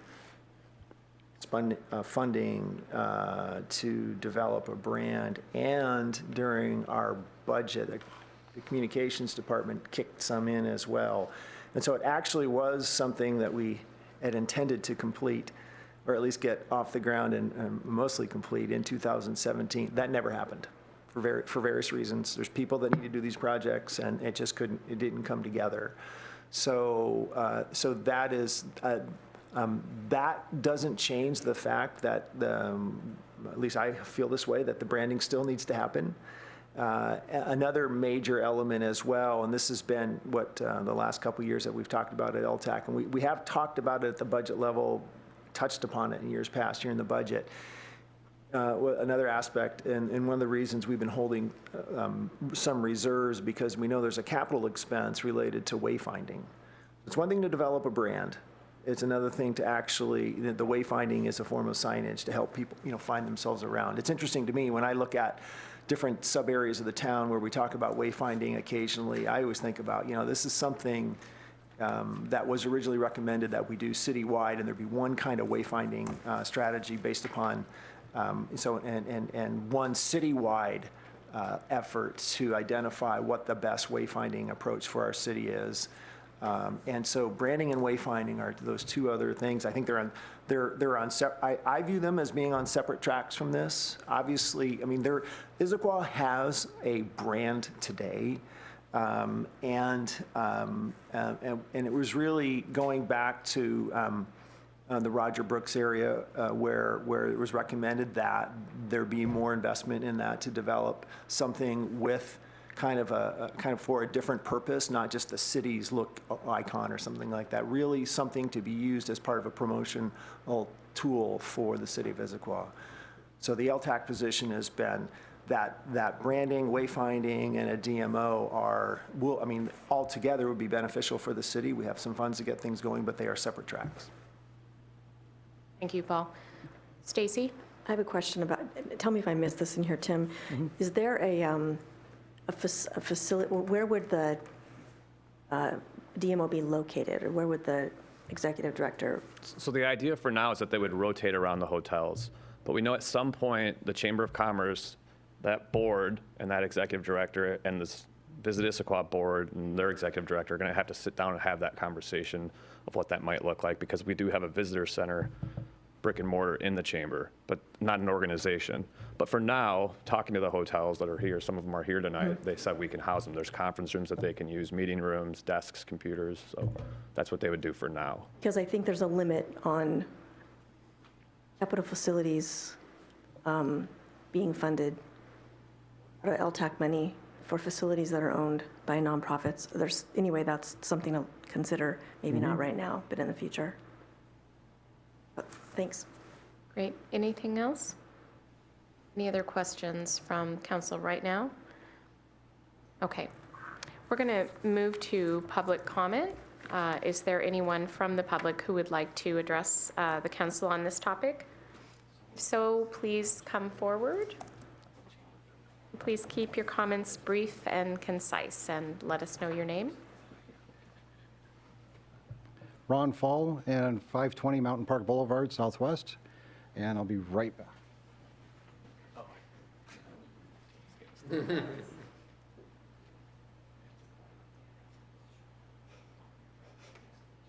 Ron has a presentation.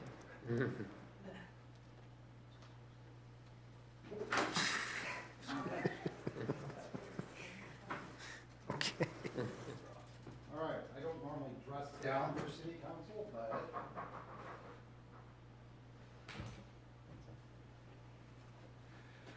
all right, so I embrace the dirty outdoors, and I would like to contribute to the city's revenue by driving new business. And I got a few comments here. So first, I need a budget about $7 billion, and you probably don't have the money to fund it. So I think in this case, what we'll have to do is we'll have to collaborate with outside stakeholders, and I have that here.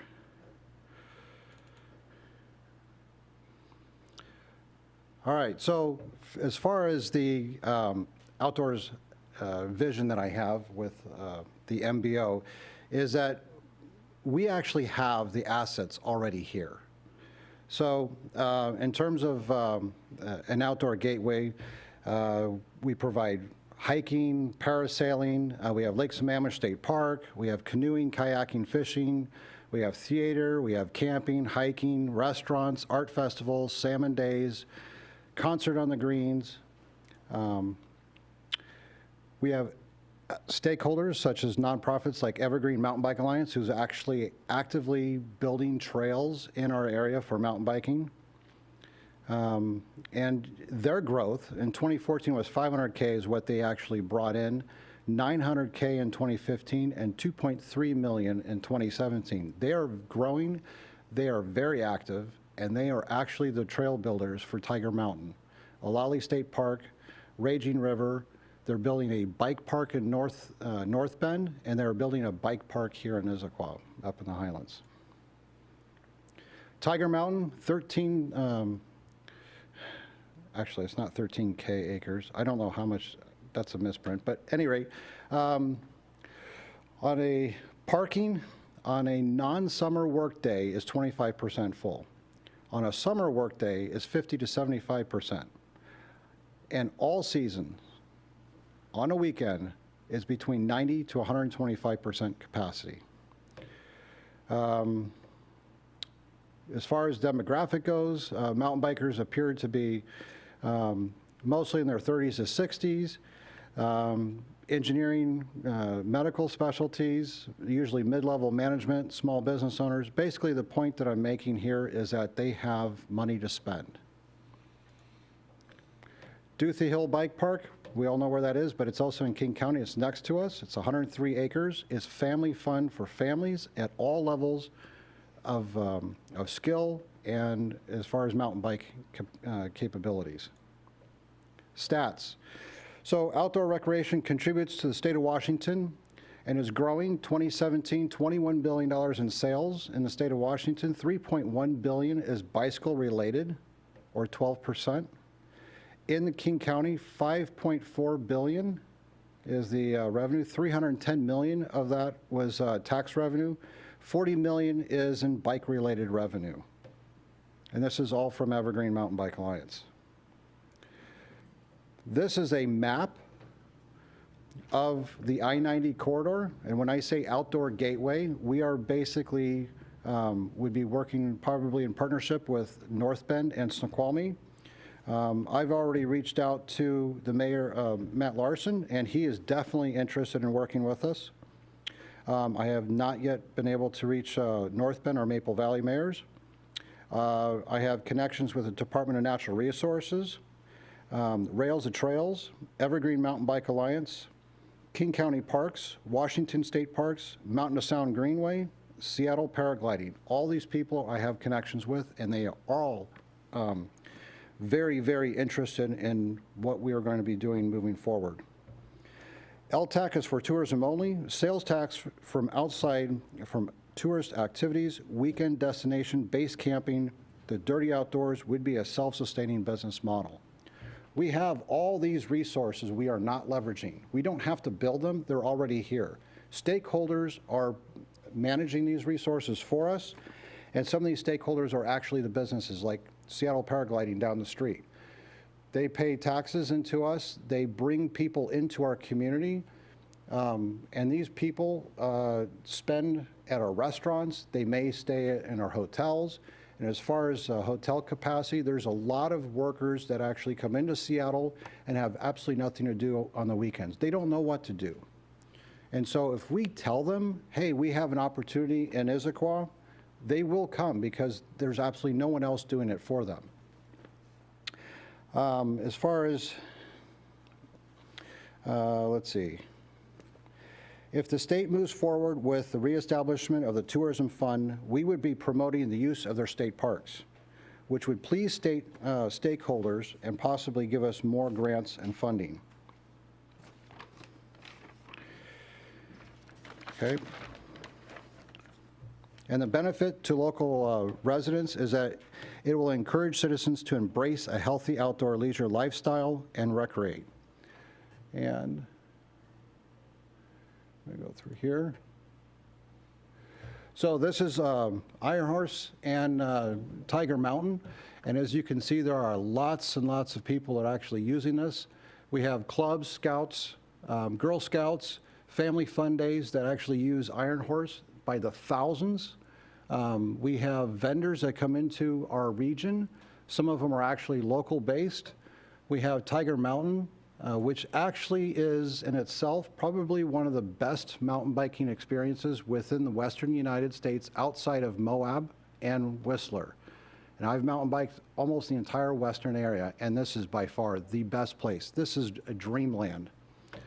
And as far as hiking goes, we also are the gateway to some of the best alpine hikes in the area. The I-90 corridor is our asset, and our partners, Snoqualmie and North Bend, are part of that. So we need to work with them, and they, I think, would be very eager to come to the table with us. Also, as far as Duthie goes, Evergreen Mountain Bike Alliance has a bike festival which brings in local retailers and bicycle manufacturers. They had 65 last year. Thousands of people show up to this, tens of thousands, where they can actually demo bikes in Duthie before they buy them. So it's a great revenue potential for us. Gerk's Bikes, Trek, our store here, all participate in this, REI. So it's got a lot of, it brings a lot of people together, and there's a lot of opportunity for us to be able to leverage here. One of the other things I want to mention is co-op marketing. So there's concern about... Ron, if you could wrap up in the next minute or so, as far as marketing goes, co-op marketing, all these vendors are marketing, but there's no collaboration or coordination between all these vendors that are operating within our grasp. And so this MBO would help us be able to do that and bring that coordination together as one face to the customer. And lastly, we also have Snow Park, which we're not exploring either. We've got everything from fat tire snow biking to cross country, dog sledding. And these are resources that people just don't know about because no one's actually put the story together. And we can do that. And we can keep them in our hotel beds, and we can actually feed them here in our restaurants. And we also have on Tiger Mountain, we have a running marathon. We also have a mountain bike festival, which we don't help market, but again, co-op dollars, which would be a small investment on our part, but we can bring all this together and create a destination out of this. So the MBO is going to be very important, and I think we already have a lot of these resources ready to go. The outdoor piece is already baked. All right, thank you very much. Thank you, Ron. Is there anyone else from the public that would like to make a comment? Thank you.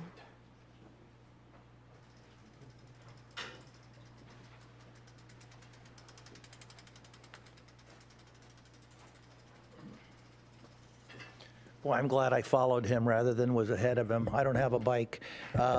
My name is Patrick McFarland. My bride and I have lived in Issaquah since 1980. Our 3 kids graduated from Issaquah High School, and my background is primarily in the hospitality business. So out of WSU, we moved around the country, and in sales and marketing, my experience has included the opening of the Four Seasons. I was the first employee when we restored the Four Seasons Olympic in the 80s. For 5 years, I was corporate Westin Hotels and Resorts. So I was in charge of all the resorts at one point in time, all the big boxes, anything over 600 guest rooms, Atlanta, Detroit, Century Plaza, St. Francis. So all that is just to say that a little bit of credibility from the standpoint of sales and marketing and hospitality. My message today has to do with tourism and how tourism can be integrated into a community. And from experience, and specifically Woodinville, I'd like to quickly share the story of what happened in Woodinville and how it became what it is today, because I think it's really, really important. In 2002, I was hired as the Director of Sales and Marketing at Willows Lodge and tasked with two things: take the hotel, brand it, and take it to the next level, and two, create Woodinville as an international destination. Those were the two things that I was tasked with. So at the time, Woodinville had 12 bonded wineries, meaning the winery made their wine within the city limits of Woodinville. And those 12 wineries, you would know them all today, certainly DeLille and Matthews and St. Michel, Columbia. They really weren't interested in having competition in town. And so what we did at Willows Lodge is we taxed ourselves long before the L tax and all these things happened. We raised $52,000 out of really charging our customers like an L tax. And that's how we started creating tourism in Woodinville. So a little bit of an aside, whatever the budget is the budget. I mean, it's, certainly for marketing types, it's never enough, but it's never not enough. When we first started talking to the community about tourism, all the red flags went up. Woodinville is exactly the same as Issaquah. It's a transportation pass-through town. All those people, all those Microsoft folks that are headed for Redmond travel through Woodinville. So the community threw up their hands and said, we don't want any more traffic. Well, the traffic is on the weekend when the Microsoft people aren't going to work anyway. Some of that has been taken care of in Woodinville. Just growth alone in Woodinville has continued an opportunity.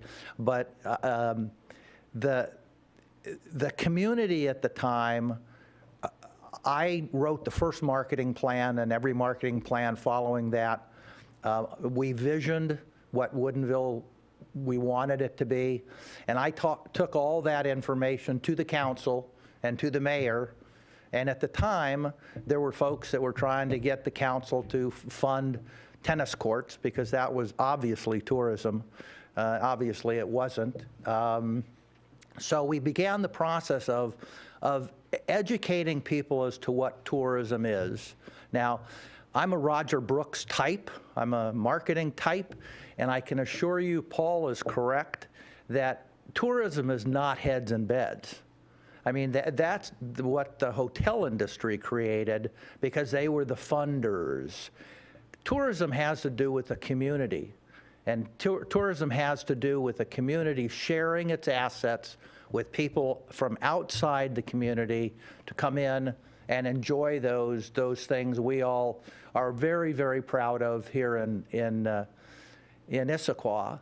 The first meeting I had with the 12 bonded wineries, I told them that our initial goal was to pull the community together, and it included Molbach's, the brewery, the wineries, the herb farm, Barking Frog, and the message is that tourism doesn't work unless your major stakeholders buy in, unless they're proud of the state park and the things that we have in Issaquah, and they get involved in the promotion of their community. So with the wineries not willing to take the lead, and I happened to be the chair of the board of the Chamber of Commerce at the time, the Chamber of Commerce drove tourism. And what we created was called the Washington Wine Highway. And the Washington Wine Highway was held on the grounds of St. Michel 3 years in a row. We had about 3,000 people a year at the show. And the concept was it's this highway and it connects our state from Woodinville to Walla Walla. And what we were trying to do is create and develop infrastructure for tourism in the wine industry between Woodinville between Woodinville and Walla Walla. We brought in 85 wineries from Eastern Washington, and 3,000 people a year. And suddenly what happened was the consumers got it. We told them what we wanted them to do. We want you to enjoy wine, but we want you to go to Walla Walla. They got that. They started traveling to Walla Walla. But what also happened is those wineries in Eastern Washington figured out that their customers were in Western Washington. I mean, that's kind of a duh, but it really helped to solidify that message. So today, I think there's 116 tasting rooms in Woodinville. And when we started, there were 4. But we visioned it and we grew at the appropriate rate. We didn't try to do it tomorrow. We grew. I want to make one last comment about branding, because it's not magic. So branding in its most simplistic format is the promise of an experience and a story well told. That's all it is. I mean, think about any product you like, promise of an experience and a story well told. So what we have in Issaquah, and my belief of tourism, isn't visit. I don't like the word visit. I like the word share. I think visit is, if I say to Paul, come visit my town, that's a whole lot different than Paul, come and share my town with me. It's more of a collaborative effort. I believe, from a branding standpoint, if we're going to pull together all of the stakeholders, then really what Issaquah is, it's stop, shop, stay, and play. So in the word stop, it's I-90, and Ron mentioned it, and it's really true. I-90 is an incredible asset for the city of Issaquah. Shop, you've got Costco, the Chamber of Commerce, all of your small retailers. They're incorporated into the concept of shop. Stay, you really have Raleigh hotels, but you also have the residents who live here. We're going to include them in the process of sharing what we have. And finally, play. You've got Lake Sammamish, the theater, Salmon Days, and certainly everything that Ron developed. So branding doesn't have to be. Branding certainly isn't a tagline. It's a way of life, and it's a culture. But again, I don't think you have to stay awake all night worrying that will we get this right. Branding, to some degree, with Issaquah can take place over a period of time. So I think that's it. All right. Thank you, Patrick. Thank you. Is there anyone else from the public? Thank you.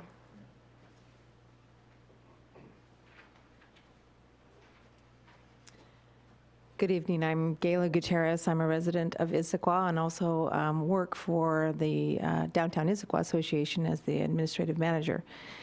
So I think both Ron and Patrick have covered some really good points. We have a lot here in Issaquah to share that's already here. We don't need to really create much more than what we already have here, other than to connect the disconnected, the people that don't know what's here, and getting them to stay longer versus just the passing through. The passing through, I think, is something we need to focus on as well.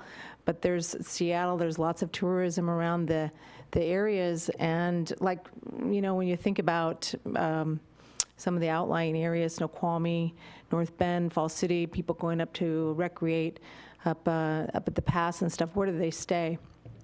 So, sharing our community with people and getting them to understand the assets that we have here is really important. The other thing being working for Downtown Issaquah Association, I think that there's been missed opportunities for us. We do a lot of events that are pretty well attended, and there's a lot of opportunities to do even bigger and better. And I think the reason why a lot of times we can't pull those off is because we don't have the ability to really get the word out. We don't have the marketing budget. I think a DMO would be something that could help us, bridge that gap and help us get that message out, so we could become maybe a go-to place, put Issaquah on the map. Poo-Poo Point, we worked on an event a couple of years ago. It kind of kicked off a little bit. It was the Fantastic Fly-In. And there's some pretty cool paragliding things. I'm just using this as an example, but around the world, some really huge major events that are focused around paragliding. We weren't able to do that here because we didn't have a budget big enough to really kind of knock that out of the park.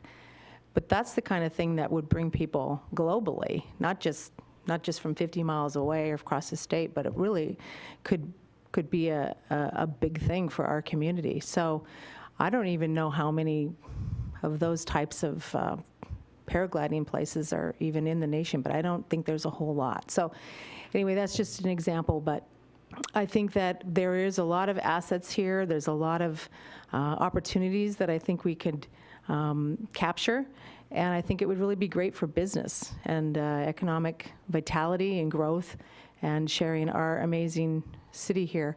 I mean, we all live here because it's so awesome, so why not share that with all the people that could potentially come and take advantage of what we've got to offer. Thanks. Thank you, Gail. Anyone else from the public? I'll be really quick, promise. My name's Brett Nelson. I'm from Como TV, and I got the invite to come down and see what you guys are working on, and it's really cool. I just got to say, I live in Snoqualmie, and I drive through Issaquah. Could you come just a little bit closer? I live in Snoqualmie with my family and 2 boys, and I drive through Issaquah every single day, and we are always looking for things to do. And a campaign like this, an outreach branding campaign, would be a great reminder for all of us. We're always, what's something new? We do come to Salmon Days, we do the farmers market, we do that stuff. But I just think a branding campaign would be absolutely, amazing for you guys. What you have here in Issaquah is unlike almost any city in the state. Or just around the nation, as far as the amount of traffic that comes through the city. Pretty much the whole state is funneled through the city, and it's branding in itself in that respect. People are constantly reminded of Issaquah when you come through the city. So that's it. That's all I have. Yep, thanks. Thank you, Brad.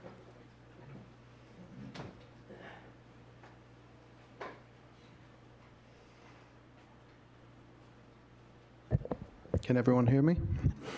So my name is Mark Clemens. I live in Issaquah, just south of the downtown, so I won't talk about the traffic. But I was listening to everyone else here, and they sort of have exactly the same feelings as me. And I was thinking, well, how do I have a different perspective on this when I come and bring it up? Well, I do slightly. I have an actual case study. I am what's called a geocacher. I don't know if any of you have heard of geocaching before. It's basically a treasure hunt, which we go running out in the woods and go find geocaches. Now, there's plenty of geocaches placed in this area. Geocaching is actually based in Seattle, but it's a global game. And what I do is I run a national event. I've been running it since 2006 all over the country. We bring anywhere typically from 1,500 to 3,000 people to the city and basically do some geocaching and all kinds of things. So in end of September, I've rented a Pickering barn. We're going to have a geocaching event here. And so far, just starting to pick up and all that kind of stuff. We have people from 17 countries coming, and we have on the whole of about 1,500 people coming so far. It's me sharing my city with everyone else. I mean, this is the first time I've been to everyone else's city, and now I'm bringing it home to where I live.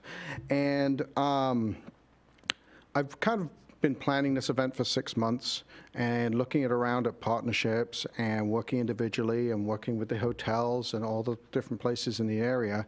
And one of the things that has struck me is it's really difficult to get into the city so far. I've contacted different departments and things like that, and I think that a DMO or something of a tourism board, just to even point me online as to what I see from, say, the Chamber of Commerce is look, we've got really cool things here. Well, I live here, so I already know that. But what are the resources? What's my next step to take that I can partner with the city and work with the city I'm already working with the parks to put in 40 new geocaches and stuff like that, where I can put all those kind of things. And so it's kind of a little bit of a different perspective, because I think that there's definitely partnership opportunities that this city can make. And I have an actual event coming up. So for me, it's something that is very concrete. Thank you. Thank you.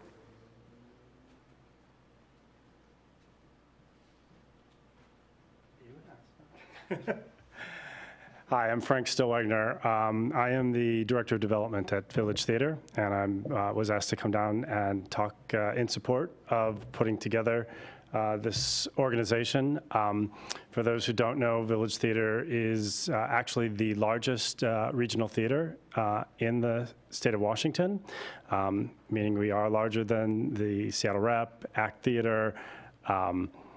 We are the largest fully producing theater, I should say. The Paramount, Fifth Avenue.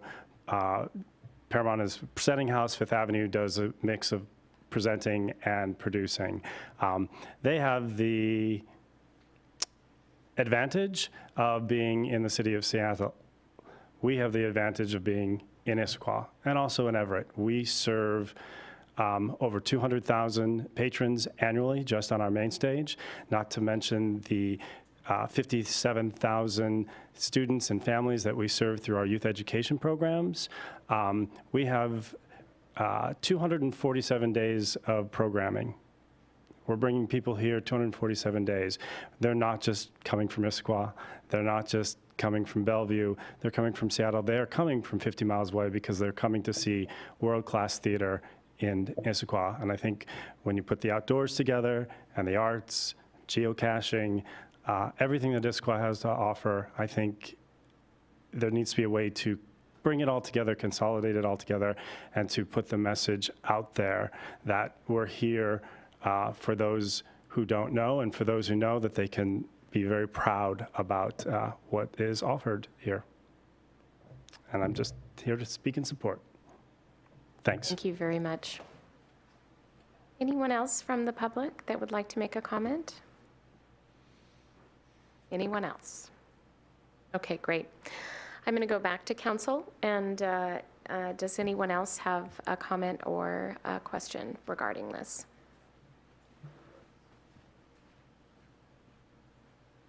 Vicki, go ahead. I just have a comment. I wanted to thank all the members of the public that made presentations and talked on this topic and shared pride for all the things that Issaquah has to offer. I thought the presentations were really well done and very informational. Great, thank you. Anything else? Anything else from your end, Tim? Did you get some good feedback? I did. I'll need to get those questions from Stacy to Insert Services to speak to some of those tomorrow night. That's what I was going to say. I think that would be great. This bill, AB 7522, will come back to, after this council work session, we'll come back to Services and Safety Committee for additional review and recommendation, and then return to the council on April 2nd. Thank you. Thank you, Tim. Thank you. So we'll now move on to our last AB and presentation. That is AB 7563, the Expedited Traffic Enforcement. And our police chief, Scott Bierbaum, is here to present.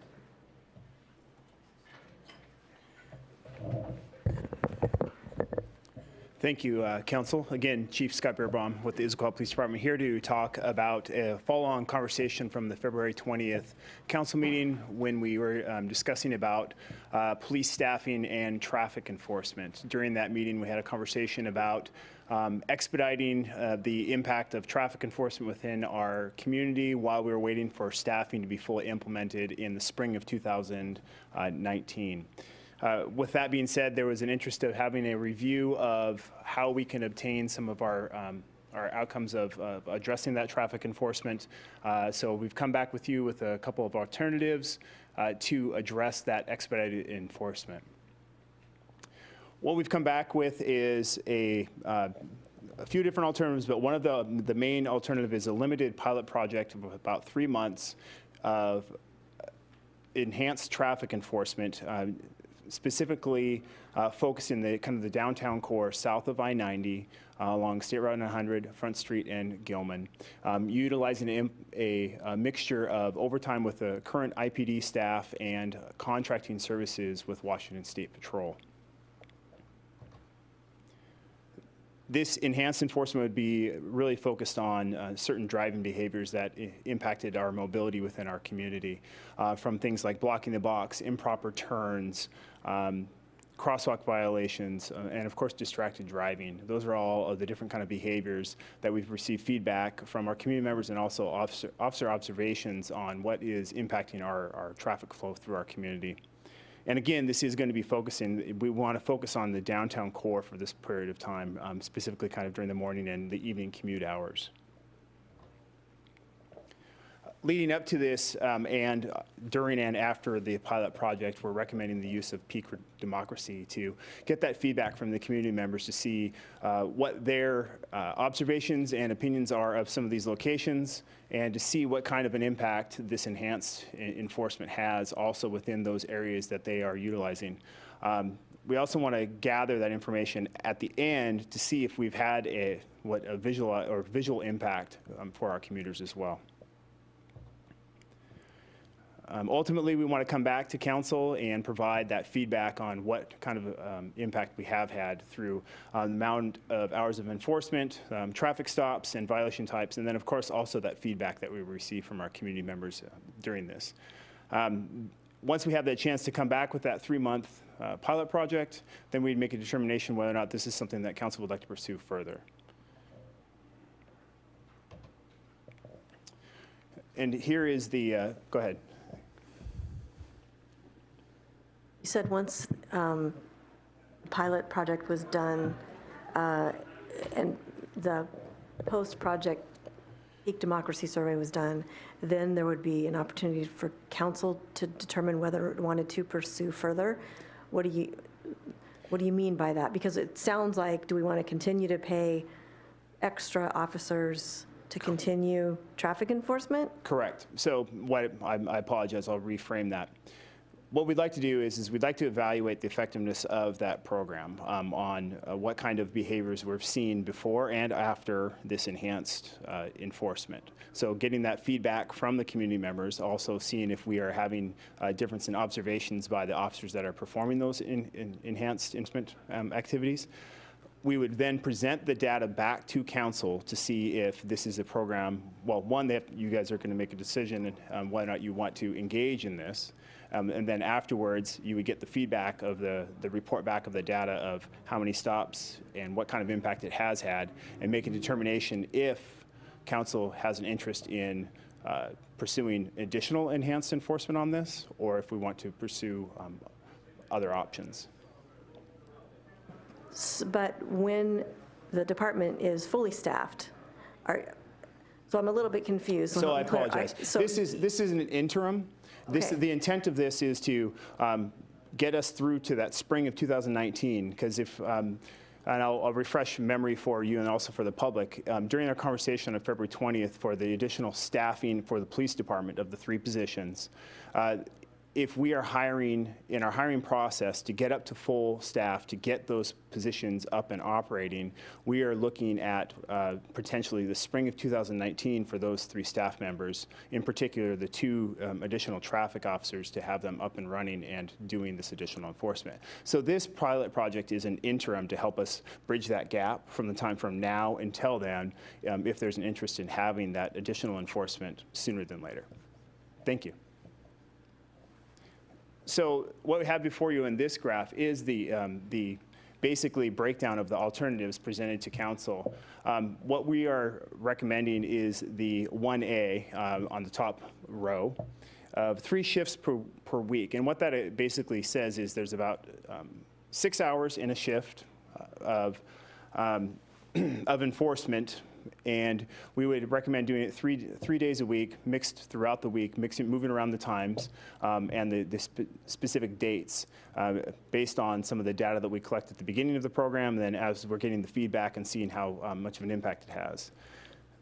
You can kind of see that we would be This is based also off of the $125 per hour rate that we would be potentially averaging with Washington State Patrol. Although this is a program of a mixture of IPD personnel overtime and State Patrol, there could be a variance of, I can give you the numbers for this. This is kind of the minimums that we would be paying if we had to pay the $125 per hour per shift. For each shift. If we went 100% Washington State Patrol, we'd be leaning more towards this higher number of the $34,125.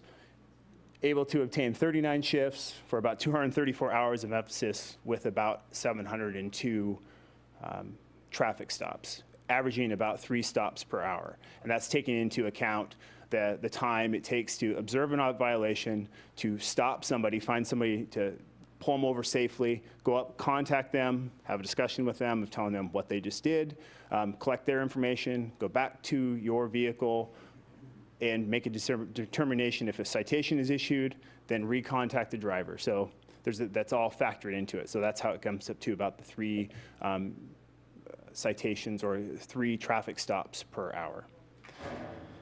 So on the other hand, if it is closer towards 100% IPD overtime, the numbers would be much higher. We'd be looking close to 70 shifts, which then you can kind of do the math out from there.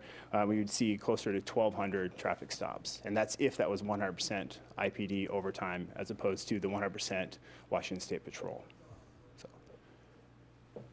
So during this pilot program, this maybe goes without saying, but would we be shifting all of our traffic enforcement to this interim? Because in the past week, there have been officers up in the Highlands, just because I drive in and out, I see them. So that kind of spot enforcement and also the traffic stuff that goes along with an officer's typical. So this would be in addition to what our normal staffing is. Right now, we have our current staffing levels that our officers are, yes, respond to calls, or if we have basic traffic enforcement as part of their duties. But this is an enhancement, an additional, specifically focused on traffic only. Okay, thanks. Yeah, thank you. Go ahead, Bill. Just a quick question. I think I know what you're saying, but I just want to verify it. So on the chart with, would you see this first one, the $34,125, that's using the rate of the $125 an hour, so that's maximum. Correct. So that would be, if we budgeted $34,000, we would be only able to get at the maximum 39 shifts. But that's, you're planning on using a mix of our own officers and maybe fill in with some Washington State Patrol. So that number could be quite a bit less and still get the 39 shifts. Correct. So if it was all IPD personnel, it would be closer to 70 shifts that we would have covered if we spent all $34,000. To obtain 39 shifts, yes, it could be less if it was more of the IPD personnel. Let me clarify that then. So what you're asking is $34,000. Is that, so you would spend that? At maximum. But you said more shifts. So the question is, is your target 39 shifts, or is your target $34,000? So if you're using our officers, you would just keep adding more shifts because you could afford more shifts, or would you just still shoot for the 39 I think we would shifts? still stick with the 39 shifts. That's the intent. So the dollar, yeah, I was giving that as a comparison. Thank you for that clarification. Yes, the dollar amount would lower. Down significantly, because there's quite a bit of difference. We still would be looking for that 39 shifts, about the three shifts per week. Yes. Thank you. Thank you. Okay. I am wondering about the rate for, which I realize that there's probably a number of things affecting the comparison, but to the extent that it's possible to compare what the cost of doing this program would be relative to the cost of having a regular officer on regular time, not on overtime, making the same traffic stops. Sure. I would have to do a little bit of that. So the difference in this is we are assigning an officer, let's say if it's an IPD personnel, we are really only covering their overtime rate. Whereas if it was a full-time officer, we would be covering their normal rate plus benefits. So the benefits are already factored into part of this in the overtime rate. So I mean, there is a difference there. The other part of it too is because this is a very specific overtime shift, we're not spending as much time on certifications, training, calls for service, all the other pieces that go along with our regular officer duties. So a regular officer also then has breaks, vacations, sick, all of that as well that would be factored into this. So what we're doing is we're just specifically putting this overtime officer for this very specific task. We could try and give you I could come back at some point in time if you really needed that, what the cost would be for salary and benefits for an officer for a 6-hour shift. I don't have that right in front of me. I apologize. No problem. I guess maybe an order of magnitude type comparison, just how much more expensive per unit of time would this be than regular officer hours? I don't have that answer for you, I apologize. Bill? So a couple questions on, I don't know how much more you have to go in your thing, or? This is Right. kind of this is what it comes down to. This is what you are getting for the cost. Yeah. And I really appreciate, this is clear, it's concise, it's much more detailed than you first came at us, and I really appreciate this picture. It says, we're gonna pay for this, and this is what we're gonna get. 3 stops per hour, super. I did a little math, that's like $48 a stop, if anybody cares. It is $48 a stop, $48.61. Yes, I round off. A couple of questions on how this would work. So what I saw that if a WSP officer issues a citation, you said it goes to Issaquah District Court. Correct. Is that this district that's over there, right? Citations that are normally written by Issaquah officers are Issaquah Municipal Court, which is in this building here. Issaquah District Court is on the other side of the city.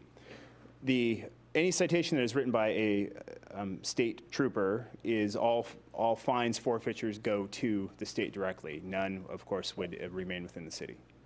So just realizing that's something that another encouragement to use our own officers as much as possible. Besides that they're cheaper, they may enjoy the overtime, as a budget, thing for their home budget as well. And also the fines would then come to the city versus WSP going to the state as well. I just want to bring that point up. Okay, thank you. Other questions? Not right now. I don't see any members of the public here to give public comments, so I'll just, last call for questions. Go ahead, Bill. I didn't want to hog it. Again, I like this. I think this is something that would really give us some good information, a 3-month pilot to tell us, to come back and give us information on how much it's, having an effect or not.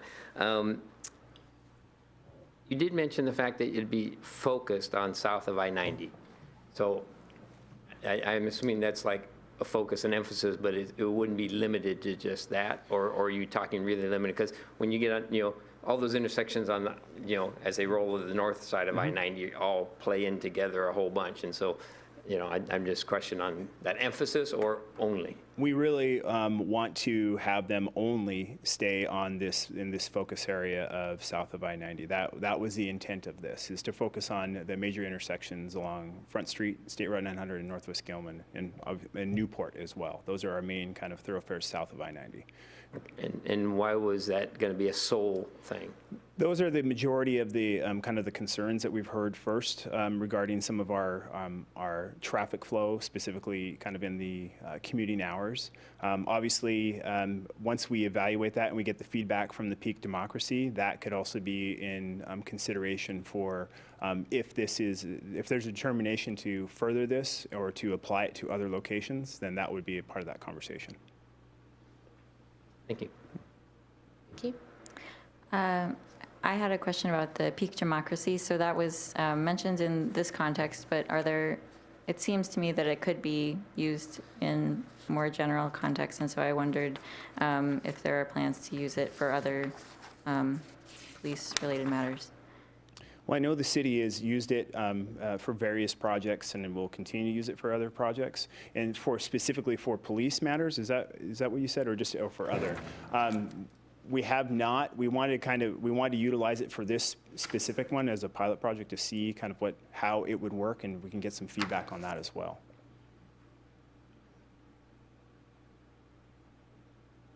Bill? So I have one more question on funding. I didn't hear you say where the $34,000 would come from. Sure. I believe it's going to come from the general fund.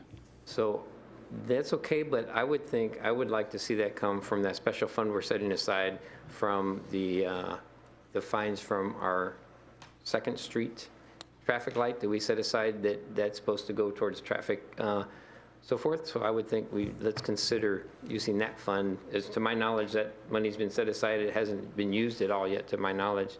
Maybe we should think about using that fund for this, because we set that up. This fits exactly into what I thought we set that up to do. Emily? Sure, we can examine that. I believe you are correct. I think council asked us to take a look going forward at capital projects that might use that as a source. And so that's the first intention, because it's what we heard first from council. But we can certainly take a look and see if there's capacity to maybe use this as a source, or to offer up both of these as alternatives. Thank you. One more question. Have there been other examples of things similar to this where there has been overtime specific for a task? Or is this sort of the first one? So we have utilized overtime for other tasks, but that's been sometimes we've utilized that for certain crimes, sometimes burglaries or other vehicle prowls, drug investigations. Those we've used for those. Not for traffic enforcement, we have used that before. We've also utilized grants from the state for some of these in the past, but that's not under consideration for this because of just availability. But we have utilized overtime for specific tasks before in the past. Including for traffic, when there's been traffic Yes. issues? Okay. But for very, very short, limited term. Okay. I appreciate seeing all of the additional information that has been put together, and the different options as well. And going forward with the pilot program seems to make good sense with the surveys. When would that come forward? How would that come forward to council? At the end of it, we would give you the feedback of the before questions and then the after questions. We were looking at a series of questions to identify certain types of behaviors, locations, and then also the feeling or perception as well of mobility and perception of rate of violations. So we would then provide that back in that report out at the end of the pilot project. Okay. Great. Thank you. I agree with your recommendation of 1A, not because,